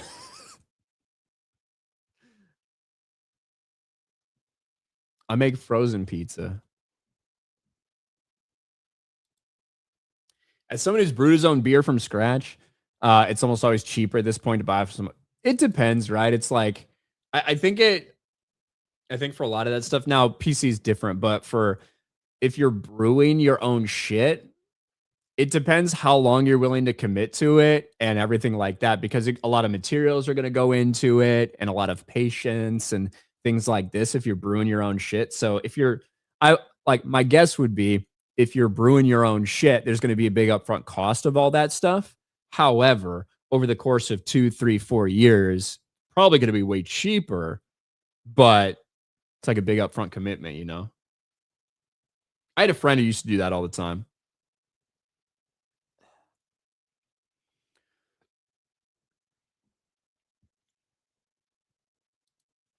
But it's also just like, it's a time sink. So depending on what you're doing with your time, but some people like that because some people, that's their, like, helps you distract yourself from daily life. It's a fun hobby, all that shit.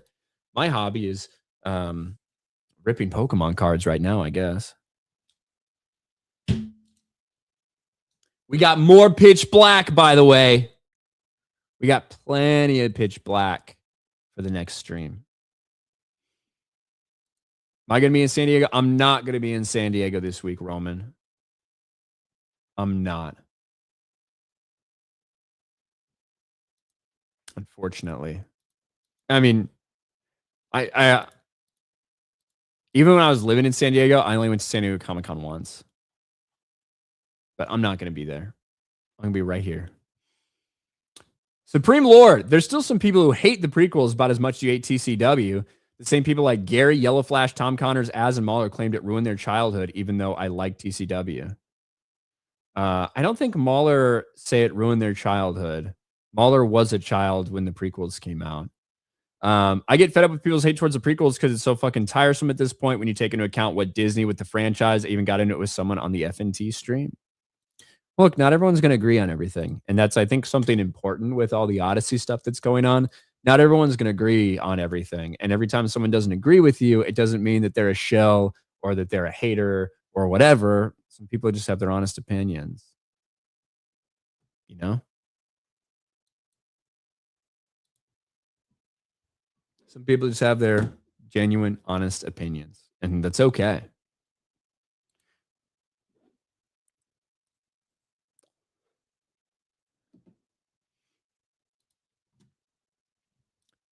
Tubelonius. Vegas has machines sell random graded Pokemon cards for $50 each. Well, I imagine that's very tempting, but also probably rather foolhardy. You know?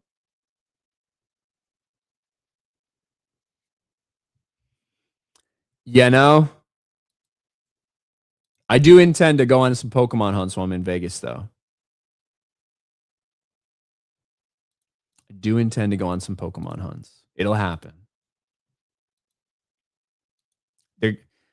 It sucks because Orlando, I think, is like, if you look at the 10 worst cities in terms of Pokemon scalping and like where it occurs, I think Miami is number 1 and Orlando, Tampa is like number 4 on the list of top 10 worst scalping cities in the United States, which sucks.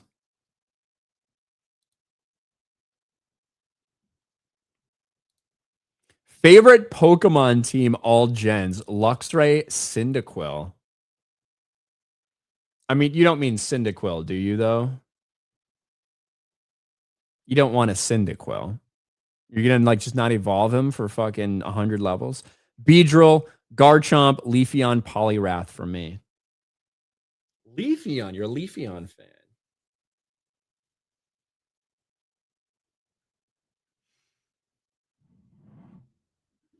Off the top of my head, I guess I've never really thought about like what my ideal one would be.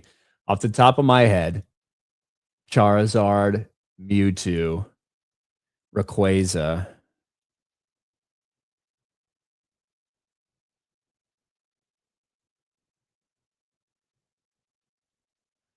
I really want to say Groudon, but I also really like Rhyperior.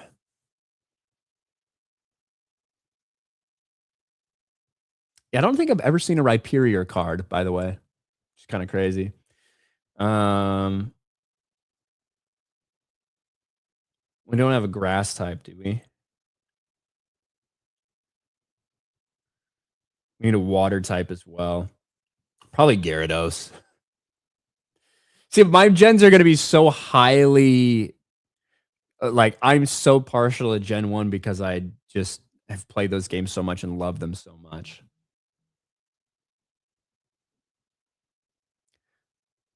I say, so Rayquaza, I think is actually the right way to say it. I say Rayquaza.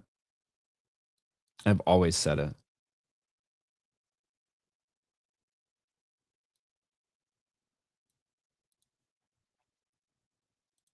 Al Bromedia for 199. I just watched Troy. Epic. Eric Bana killed it. He also got killed. I like Troy a lot. I do enjoy Troy. I do enjoy it. I should probably rewatch it. Would that come out in 2004? B. Jane. Typhlosion. I am retarded. Okay, that's what I was going to say. I'm like, you don't want Cyndaquil, do you? That'd be like, I'm going to put I'm going to go up against the fucking final boss, and I'm going to go with fucking Charmander. That's dedication, bro. You really love Charmander. Poliwrath is cool. It is hot D time, guys. So even though we're not doing a stream, I am going to watch that when it comes out. Gaming stream before FML tomorrow. Hopefully. Hopefully. Tracy says time for hot D. It's always time for hot D, right?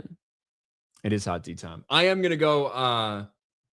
We've probably gone long enough. I've probably drank enough.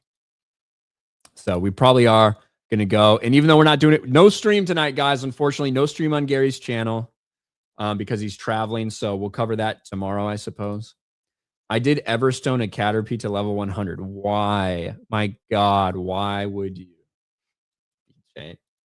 You crazy bastard. You crazy bastard. All right. But hey, guys, thank you for the support today. And thank you to all the black people and woke people who were in the chat who were very supportive this entire stream. You guys are awesome. So, Squirtle, Bulbasaur, Pikachu, Mimikyu, and the Meowth. I would, my creative arsenal, I would absolutely fucking wreck that squad.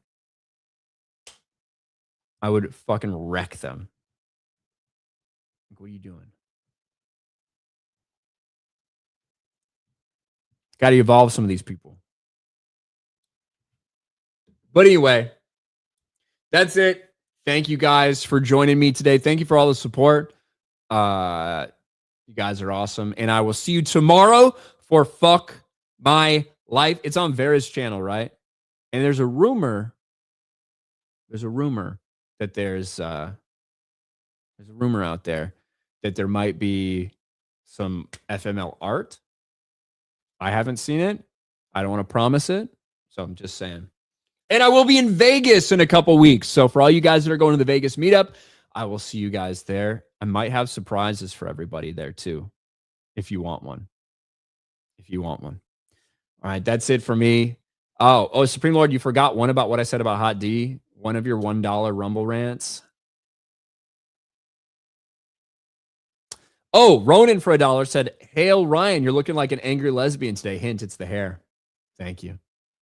And then Supreme Lord for $1 says, "So far I've watched Hot D season 3. I don't think it's bad. It's certainly not as good as 1, but mildly better than season 2. Overall, I'd say it's on the level of Game of Thrones season 5 or 6, where it's hit or miss." I think we'll have to wait till the end of the season to see how I feel about it in general. But yeah, we'll see. Thank you, Supreme Lord. Sorry, I missed that one. But that is it, guys. I'll talk to you later. Bye, everybody.